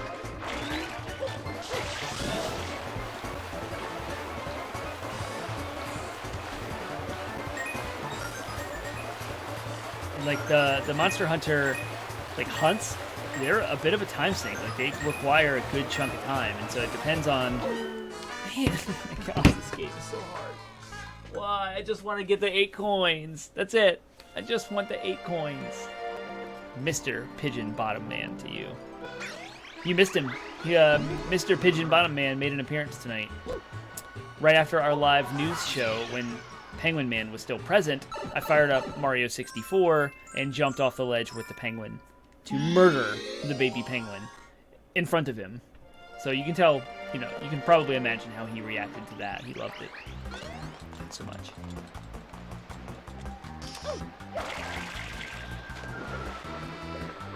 I'm in Monster Hunter World. I really want to get to the ice stuff. So I'm into something Veil. I don't remember the name. I always mix it up with World of Warcraft Stranglethorn Veil. I know that's not what it's called. Yeah, I'm gonna go a different color. Maybe I need a green one this time. That's where I am in the story. Whoa, this one handles entirely differently. Oh my gosh, they made what? I did not expect. Wow, this thing is wild. Oh my gosh, it corners so much better. Okay, I gotta get used to this. This I can actually work with. It's crazy right now because I'm not used to it.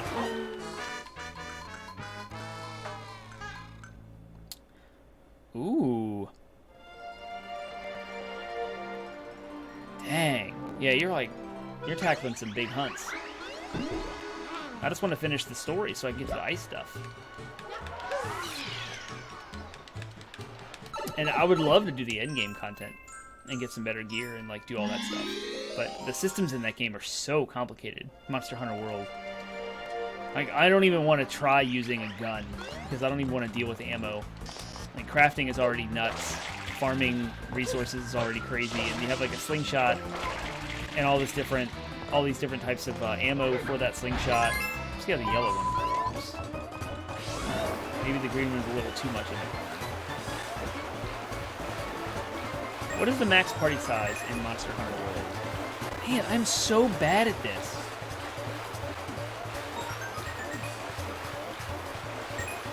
Like, watching me has to be nightmarish. Look at that. Seriously? How did I miss that? You just don't know until you play it. You don't really know how it feels until you touch it.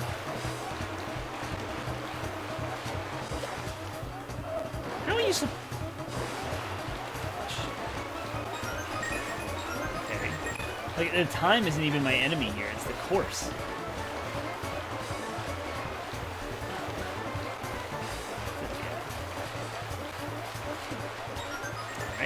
So there's the one that's between the boats over here.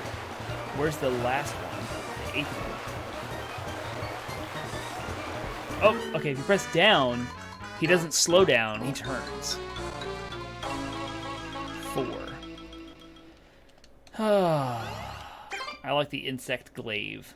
I love jumping on the backs of monsters and running around on their faces. It's fantastic.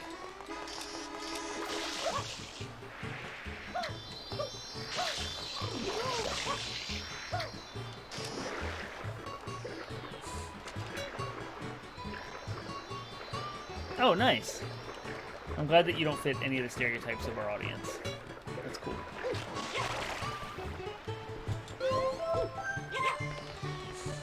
So you should tell your friends about us and get more people like you, then you guys can become a stereotype of our audience, if that's your goal.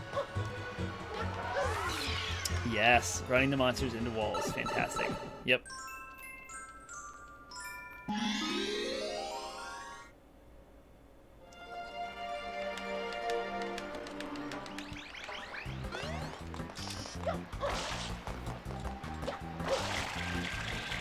You still like it? It's still fun?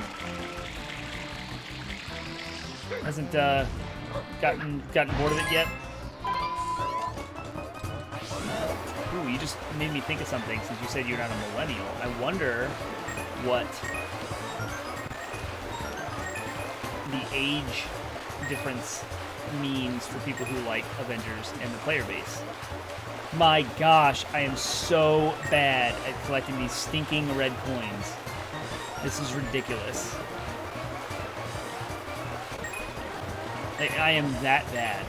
Or this game is that hard. I'm gonna go with the game is hard. I'm pretty trash at more modern games, but like I like to think that I'm okay and pretty decent at Mario games. But not this one.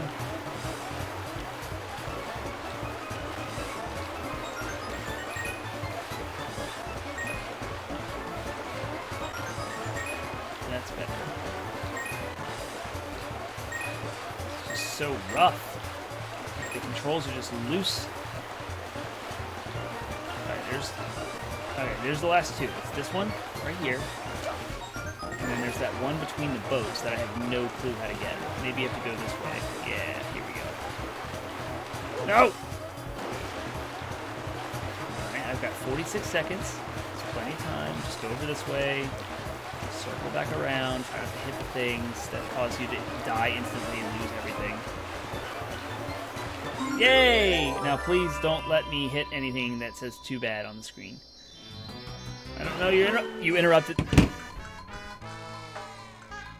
I knew that was gonna happen. I had it. It was right there. I need a drink.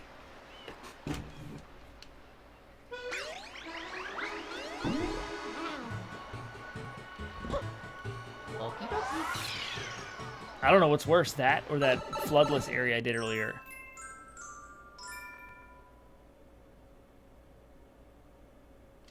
Oh.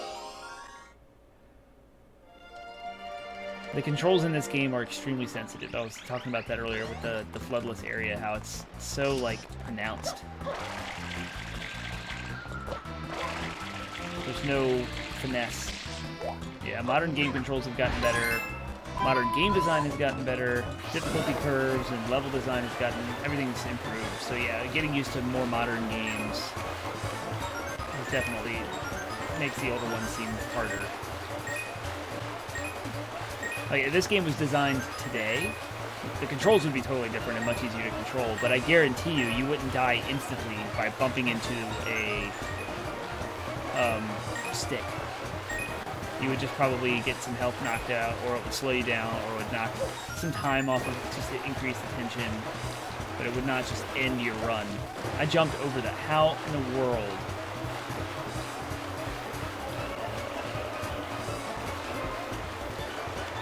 You don't even have to jump to get that one. Alright, here we go again with the boats. I'm going to try and go at it from this angle this time. Here we go, here we go, here we go. Yep. Yep.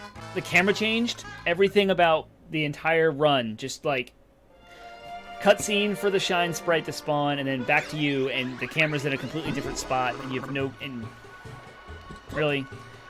Maybe I should get that red coin first. Just get it out of the way, so I have a nice easy one for when the cutscene hits. Oh, gosh.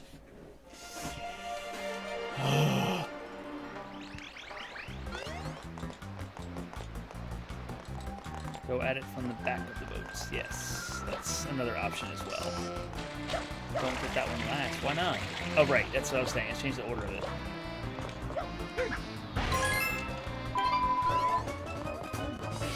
Let's see. I'm actually going to go... Oh, crap. I think I just messed up everything.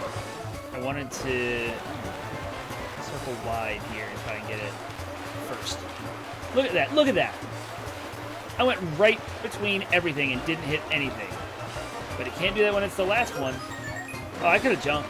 That would work, guys. I could just jump.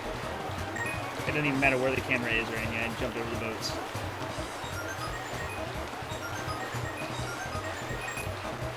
At least I'm getting better. That's all that matters.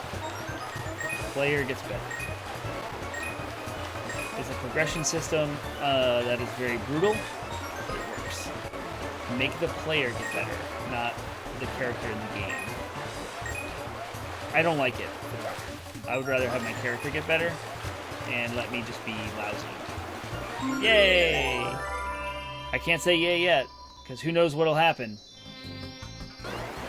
Oh my gosh, that's so scary and so unnecessarily scary.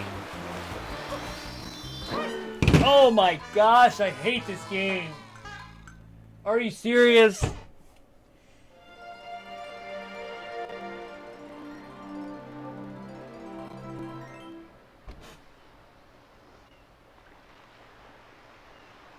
Yep. Yep.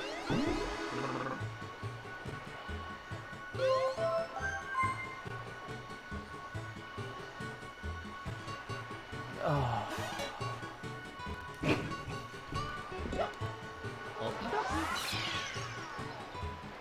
Yeah, the chat delay is weird. At least it sounded like watching Bonk happened to me. I saw that after I bonked. I didn't even bonk. I was jumping onto the freaking harbor. That is not my fault. Stupid. This is why I don't play Dark Souls. Except if this were a Dark Souls game, I would go back to the first level and lose all my shine sprites. And have to play the entire game again.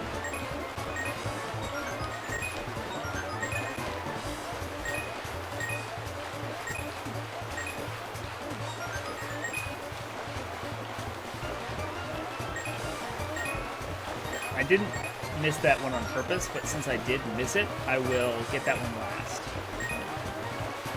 Try and avoid the fiasco of the boats.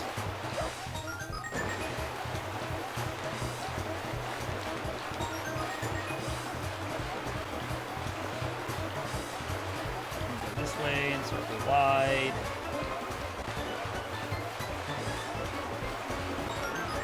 I don't remember which one I missed. It was one of the easier ones.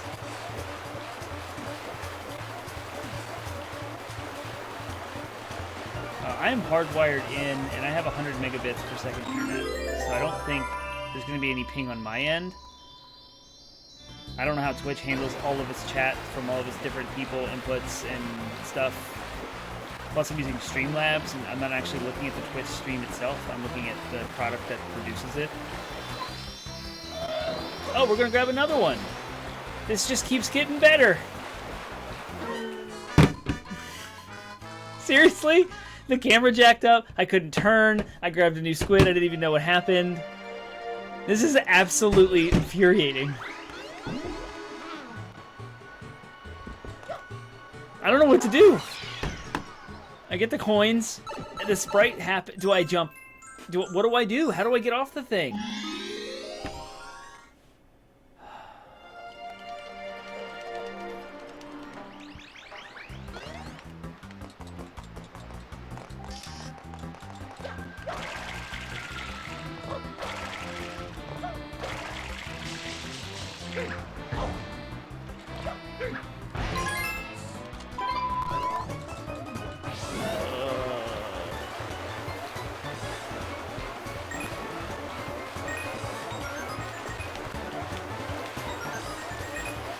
Like, the only reason why I'm continuing to do this is because you guys are here, and it's more fun with people. If I was by myself, I would have just given up. I'd have been like, nope, I'll come back to this later.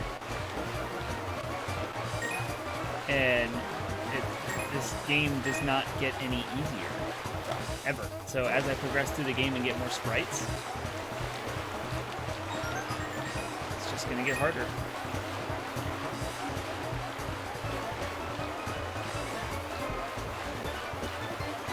I was trying to go between the boats. I don't know what I'm doing anymore. What is life? Okay, yeah, might as well end it there, because that was my next idea, was maybe to approach the shine sprite from there. I don't know what to do. I don't know how to get off the squid and get this sprite. Unless it just requires perfect jumping.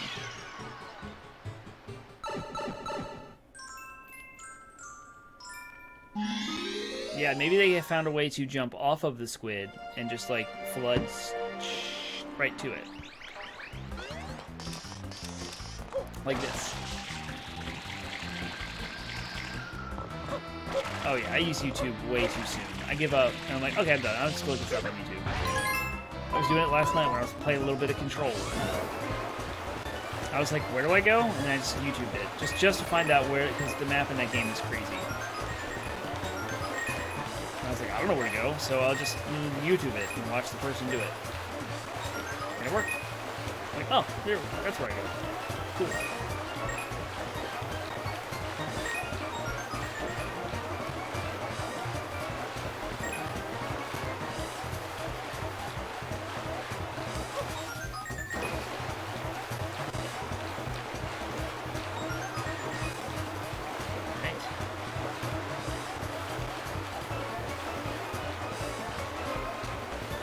Coins aren't even what I'm worried about anymore.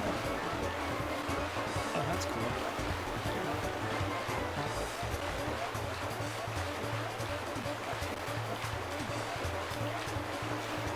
Wow.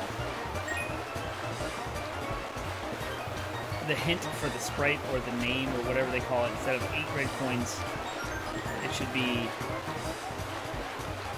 Oh, I didn't want to do it that way anyway. It should be, avoid the dock and try to get the shine. That's right. The shiny. It's a special. Okay, I'm not gonna hit anything. Just let the camera freak out. Okay, good.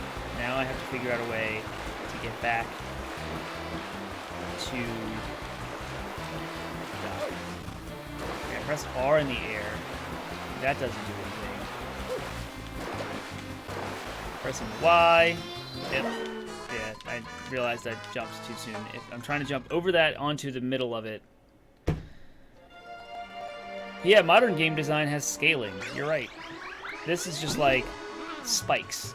Instead of a nice, easy, gradual hill of more difficulty, this one's just like, boom, this one's ridiculously hard, and then this one's super easy. I think I've officially spent more time on this than I did on the first.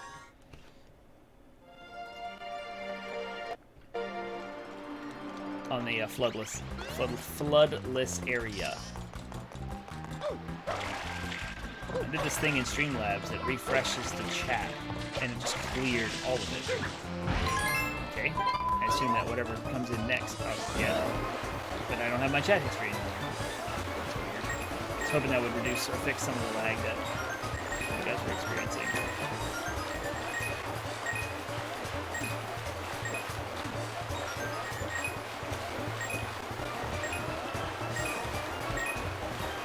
Yep. And I promise you, this is not the watch termite fail at a single shine sprite screen. Although it's quickly becoming that.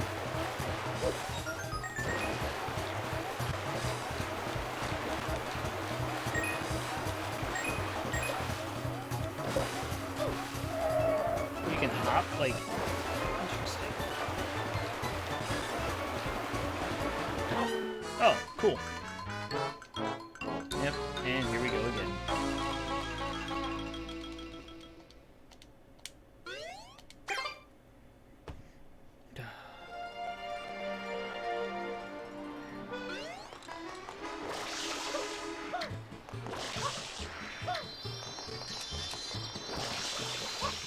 There's a Yoshi's in this game. There's like all this cool stuff to explore, but nope, I'm stuck on red coins.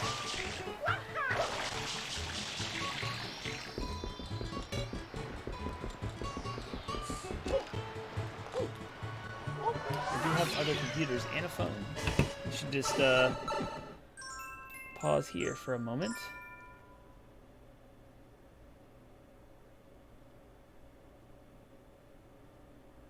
And look it up on YouTube.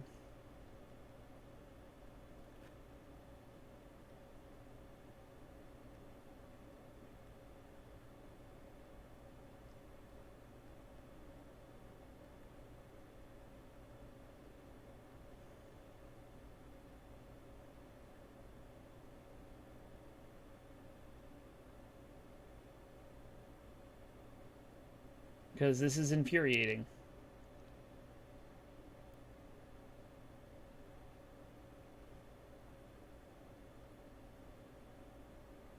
There's the link.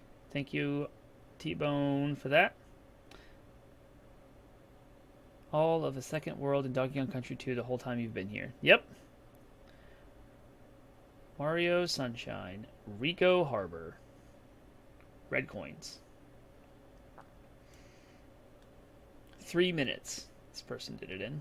Just gonna hit the first. Yep. This is what y'all came here to see. Me on my phone. But I figured that's not as boring as watching me die over and over again.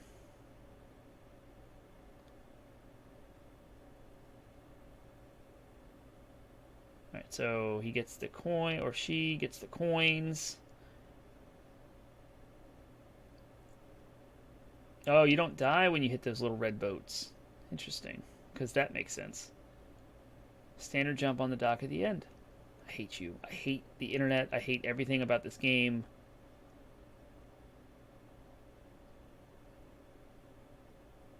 Nobody cares about your blue coin. Don't worry about that.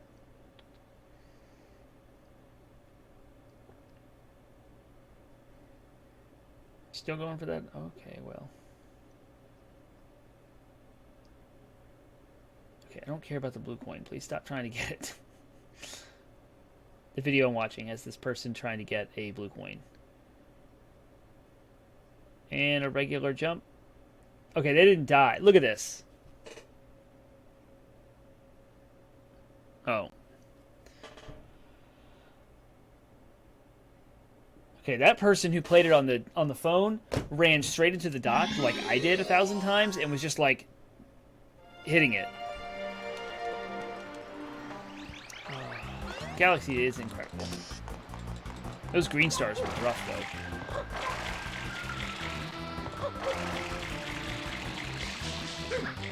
There's a whole story behind Galaxy as well. I had a good save, and when Super Smash Bros. Brawl came out, we were all together trying to play Smash Bros. On release night. We had gotten at midnight, went back to the house, and we had GameCube controllers, which have a very short wire. And so we stood the Wii up on its edge to fit the wire, and somebody who might be in chat, that will not be named, went to get comfortable in the chair and pulled the controller with him, and then pulled the Wii, knocking it over. A mere maybe not even 2 hours into our very fresh, brand spanking new Smash Bros. Night, and wrecked the Wii. It stopped reading discs, and we had to get a hardware fix, like send it off for repair. And with that repair, we also lost all of our game saves, and I never went back to do the work on Mario Galaxy that I had done originally. So that happens. That's my story with Mario Galaxy.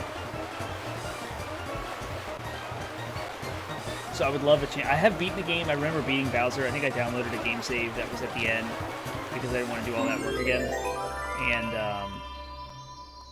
I should not have done this.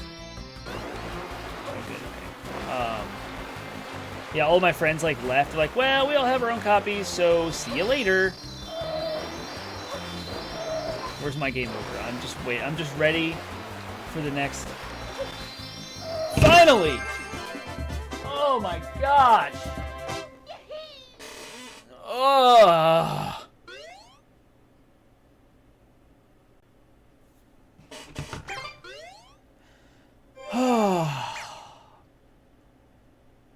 Oh. I want to finish Rico Harbor. And maybe I'll start Galaxy just for a little fun.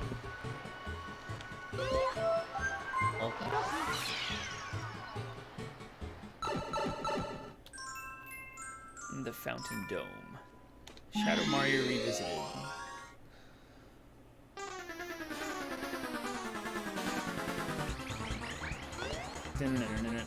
Where's Shadow Mario? Where's that punk? There he is. So I like these. These are a very interesting way to show you some of the tricks you can do in the game. Because Shadow Mario has all the same jumping techniques as the regular Mario does. And so like all of these like side jumps that I was using earlier that I can't do right now on demand, I learned because of chasing Shadow Mario.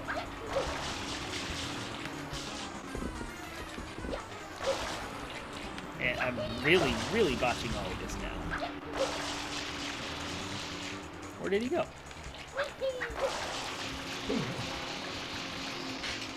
Did he go up here? I'm judging by the music that I am not headed in the right direction. Where did he go? Oh, he's right below me. Ow.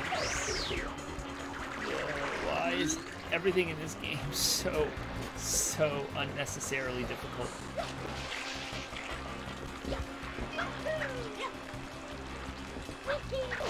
Oh, you don't have... Oh my gosh. Oh, hey, I just got Donkey Kong Country 2. Nice. Maybe that's why the internet was going nuts. That would work. I'm hardwired, it's fine. Mario Galaxy 2, I had gotten after that Wii repair. So I got it on release night, also at midnight. Came back and played it, stayed up way too late. And it was absolutely incredible. I think Super Mario Galaxy 2 is in contention for the best Mario game of all time. Whoa. Seriously, he just did that? I'm not doing that. I'm just going to go like this and use the flood.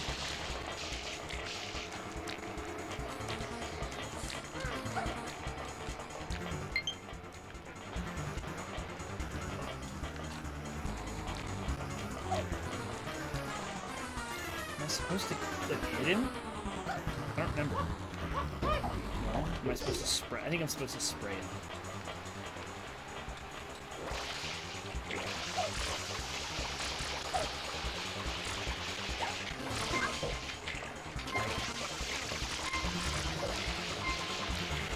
There we go. See? Moderately difficult. Not stupid difficult. Yeah, I think something else happened to my Mario Galaxy 2 save with a second Wii repair. I don't remember, but I think I lost my Mario Galaxy 2 save as well. The Wii was just not a good time in my life. I'm just glad that I finished Twilight Princess and some various other games. The Metroid Prime trilogy. I don't know, I have a bunch of Wii games, but Mario Galaxy and Smash Bros. Were like the it. Yoshi's Fruit Adventure, finally! Yeah, I hope they do. Maybe they're gonna do something special with Galaxy 2. That's what I'm hoping for. I'm gonna be optimistic. They're gonna do something a little extra. Maybe a full remake. Like a Mario Odyssey looking graphical refresh from the ground up. That would be amazing. But my speculation is in March when they can this game from the eShop and from stores, that they will add Galaxy 2, because they'll split it up. They'll split all of these games up, sell them all separately, and then with that they'll add Mario Galaxy 2.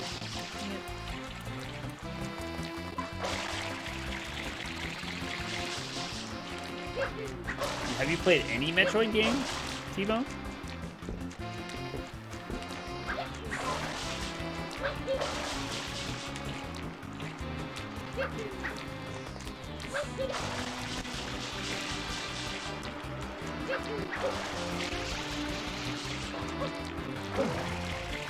Save it, save it, save it. Make it, make it, make it. My water. Now, where's this Yoshi?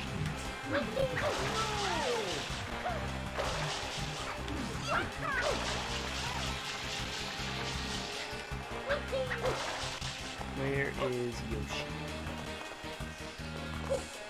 I remember doing something with fruits.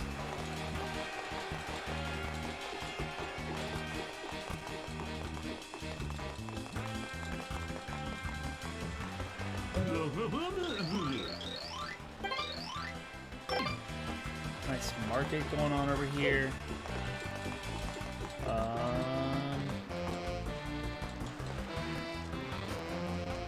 Oh man, Metroid is amazing.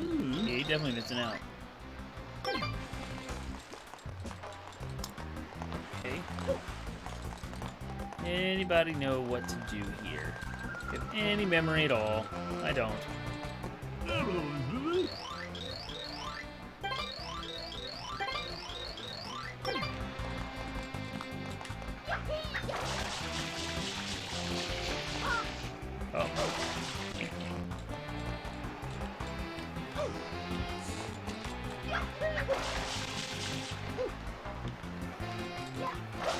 Yeah, like Nintendo's known to have crazy durable consoles that are just like indestructible. Like apparently the GameCube you can just like drop off a cliff and it's still like functional.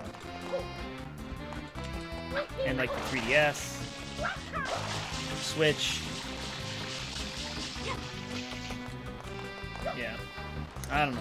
I don't understand. I have a horrible memory when it comes to things, and there was something that happened to my Wii a second time that caused me to lose my Mario Galaxy 2 save. So that's that.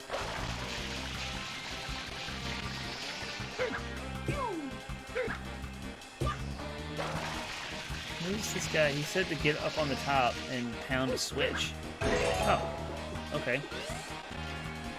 So that was that. And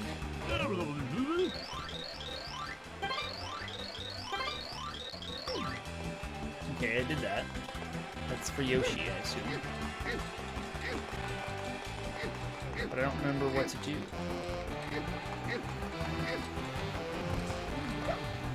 I'll trust my handy dandy player's guide. This game. Why did I choose to do this? Oh, there's a sequel to the blooper surfing. That's cool. One of the secret ones. Hatching Yoshi. Yoshi's help. Yoshi will appear in the level after you complete episode 4 of Peanut Park. So I have to go to 71. So I guess I can't get this yet until after Yoshi is spawned, I suppose. Really? You need Yoshi's help to reach the Sprine in episode 8. Before Yoshi will appear in the level, you must complete episode 4 of Peanut Park. When you finish the level, you'll be able to chase Shadow Mario in the plaza and befriend Yoshi. And then a Yoshi egg will appear here. Huh. Okay. See you later, TechnoFim. Thanks for joining the stream. I am going to play the intro of Mario Galaxy before I call it. Because I wanted to call it at 10, but I am having fun.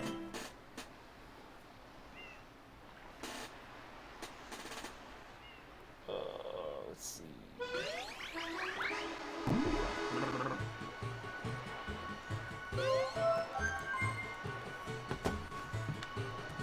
I always want to save like 1,000 times because I lost game saves for this.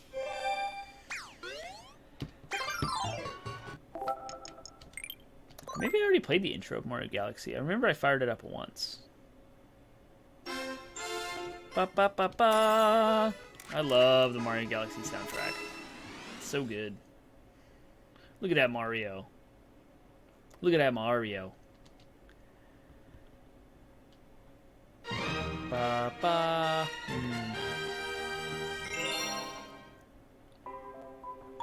I have not started yet.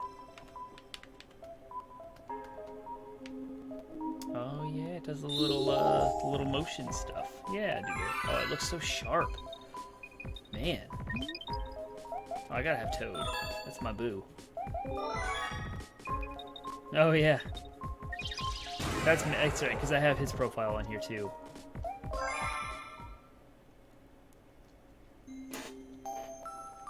Every 100 years, a comet appears in the skies above Mushroom Kingdom. The comet was so large one year, it filled the skies and sent countless shooting stars raining down. The Toads brought the shooting stars to the castle, where they became a great power star. It should have been a very happy time for the citizens of Mushroom Kingdom.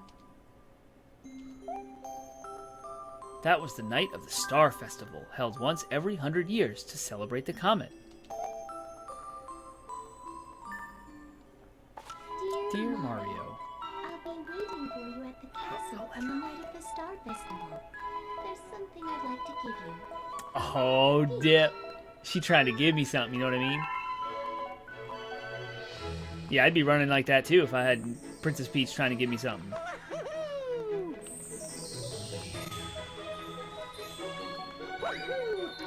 Wow, it plays so... Oh, the 60 frames per second jump. I remember the review I read was like, the fact that the older games are not 60 and this is, it's so jarring to jump between the two. Do, do, do, do.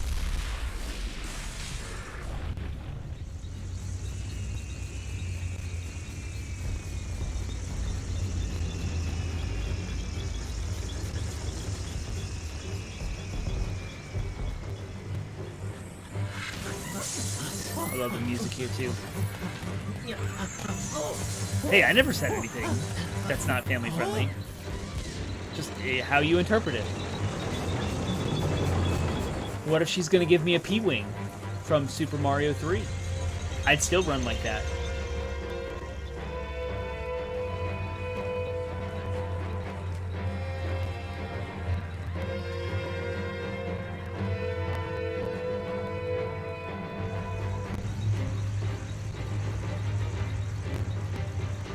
See, I play it like Pixar, where I just like weave in a little adult humor in there that's kind of goes over the kids' heads, but you appreciate it.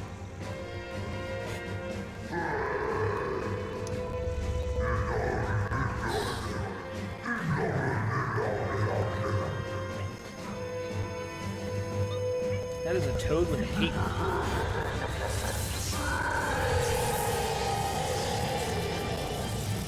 It's funny how the actual in-game graphics look better than the full motion video. Definitely did not enhance the cinematics at all.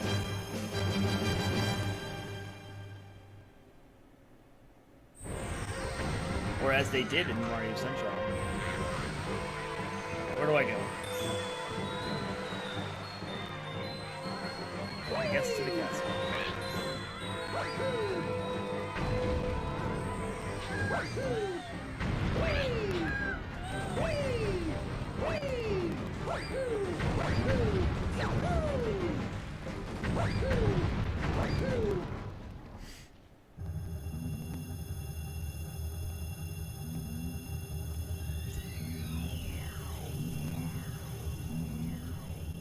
Almost another 3-hour stream. It's been 2 hours and 35 minutes. Definitely don't remember the Bowser UFO. What's up with that?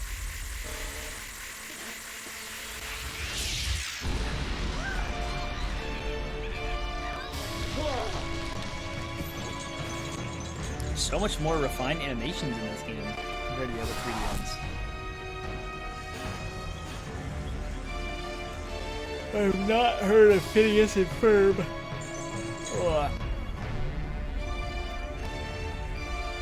If that's even how you pronounce it. Phineas and Ferb. Have you heard of Rick and Morty? I hear they're really family friendly too.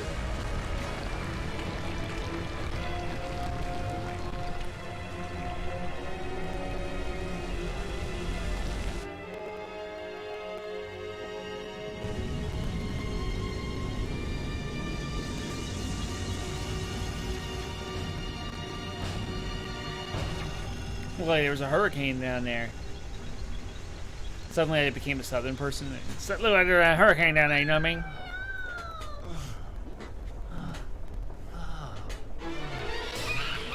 Ooh, Kinnick.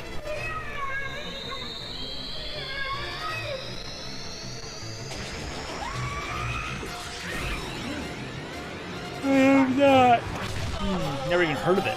Not only have I not seen it, I didn't even know it existed until right now. Where can I watch said stuff?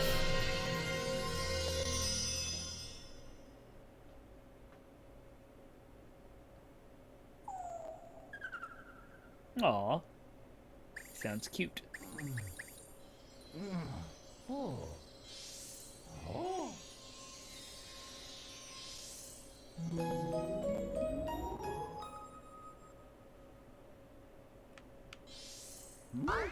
Yeah.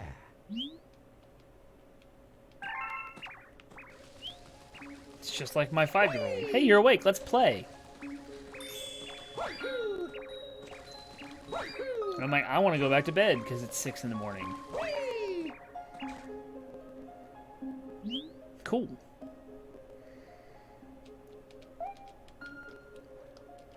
Now you get to watch my lack of memory of all this stuff and laugh, gamer time, as you're like, you know exactly where to go and will blow through this in seconds. And I'm like, I don't remember any of this. It's been so long.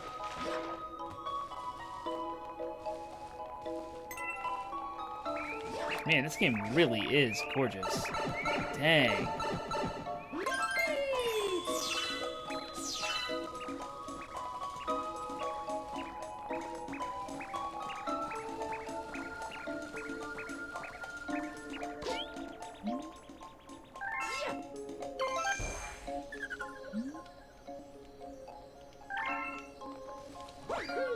Does that mean there's another person in the crater? Bunny?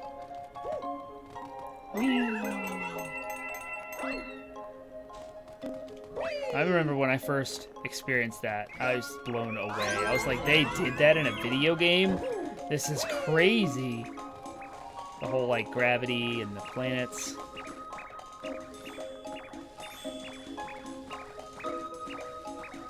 Yeah. And maybe I'll have to get my son into it if it's a kid show. Then I can enjoy it vicariously through him. Right now, we are enjoying Avatar: The Last Airbender. Nope, didn't mean to shoot all of my star bits. How do you grab? I was trying to grab those things. I guess I can't punch yet. The game hasn't taught me how to punch yet.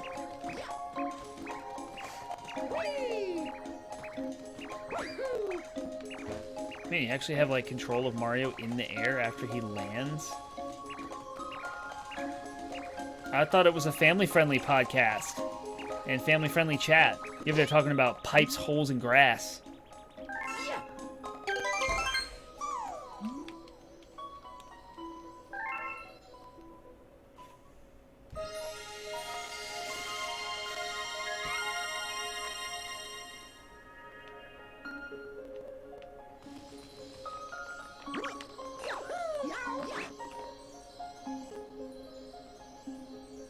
Nice.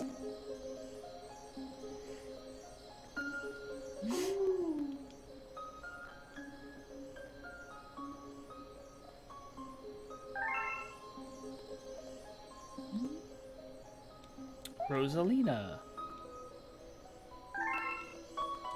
Where she originated from. And later became playable in various Mario Karts and Smash Bros. Games. Mario Party, I think.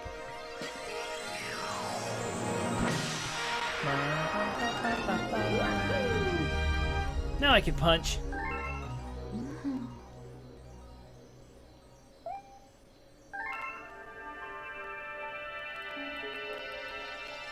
I don't remember the story taking so long.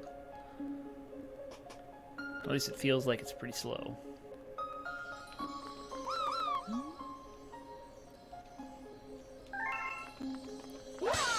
Let's see how this Y button spin feels. I think it's fantastic. And I love the fact that there are no motion controls except for the collecting the star bits. I'm doing this with motion.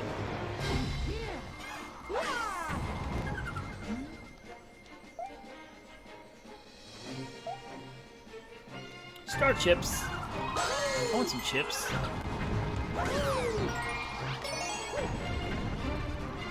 Some chips. Yeah, just jump right into that crater. Like that. Just face plant the crater.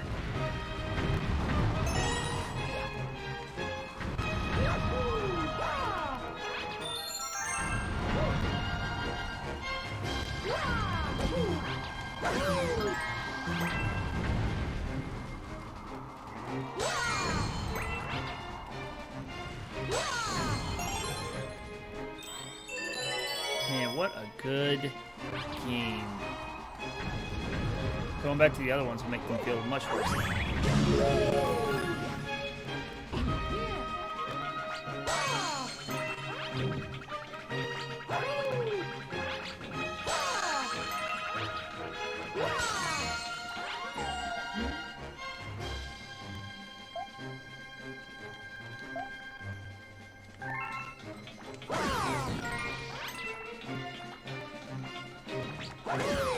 Space Goombas!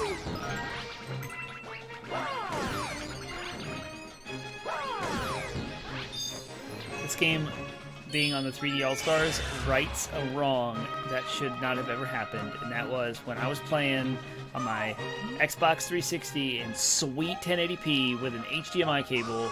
I was left to plug in my Wii to component or composite cables in the back of a TV, and it was all fuzzy and blurry at 480p, half upscaled by the TV to some blurry image. And now here it is, this amazing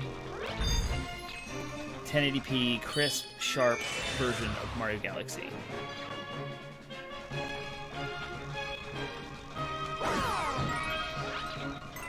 Well, yes, this game is newer, so the older games should feel worse. That's how it works. If the older ones felt better, then what kind of progress are they making?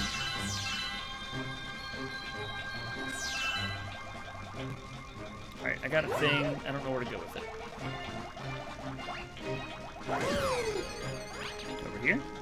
Maybe? Oh? I don't remember anything.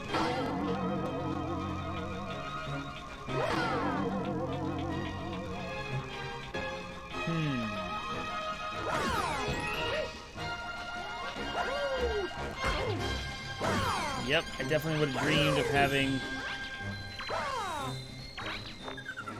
1080p Wii. Oh, here we go. The game literally shows you where to go, and I'm like, where do I go? I'm so directionally challenged. It's sad. I just want to get to the point where I'm on my ship. Then I'll turn it off, and I will close the stream down.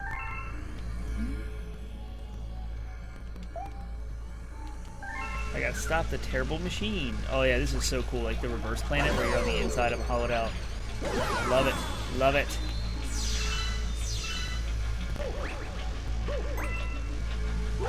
Man, Mario just looks so crisp and so good. I love that red.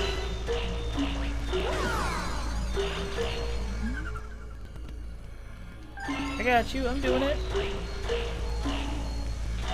Oh. Ow. Look at Mario's skeleton. Nope.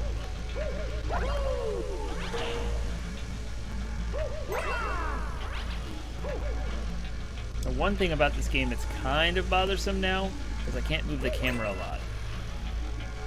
Did you start at the same time that I did? Or is Bedroom Dome really far in the game? I don't know what that means.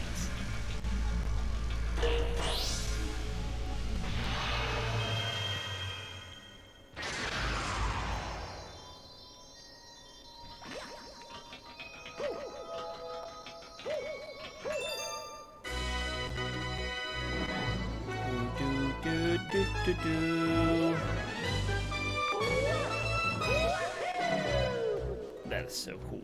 It's so pretty.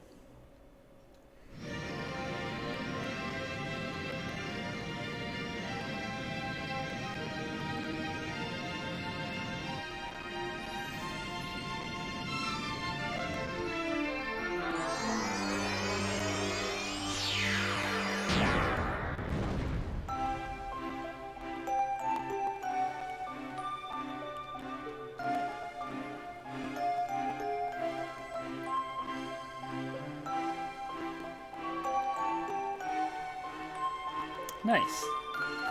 You've been playing Mario Galaxy quite a bunch. I think I've put the most time into Mario 64. I'm in World 5. But I haven't... I did 100 coins in the first 3 worlds. World 4 I just got done and moved on. But I have like 30 stars or something like that. Terrace.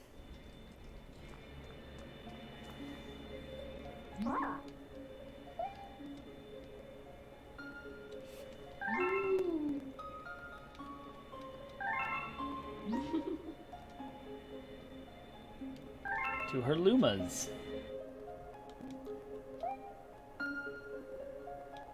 I've landed on the comet.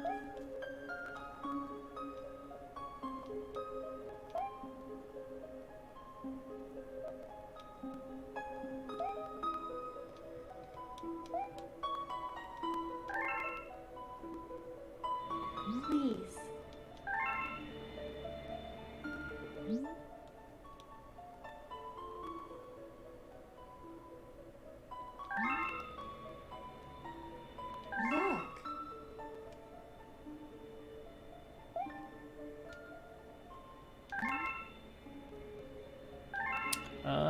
Oh, you would appreciate this, Gamer Time. Be right back.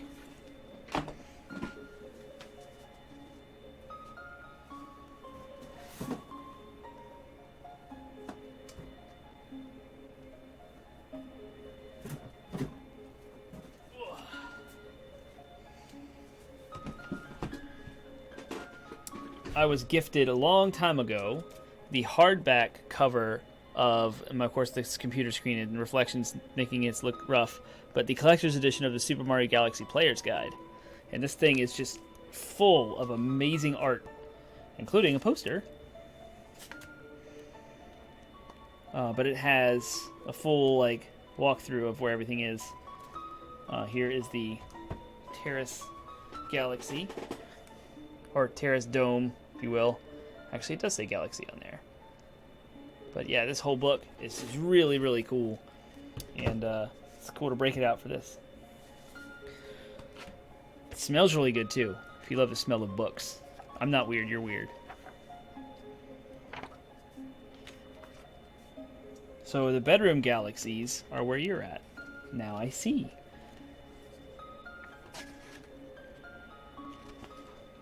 And after that is the engine room and then the garden.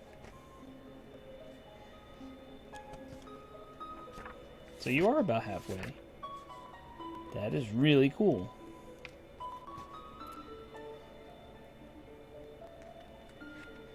Engine room, garden and gate. And then all the hidden stuff. So, yep. Good, fun, awesomeness. I love player's guides. It's sad to me that they no longer print them. The big companies, Prima Games and Brady, both went by the wayside over the years because of the internet. I have the one for Mario Galaxy 2 as well. Yes, I would love to save my game.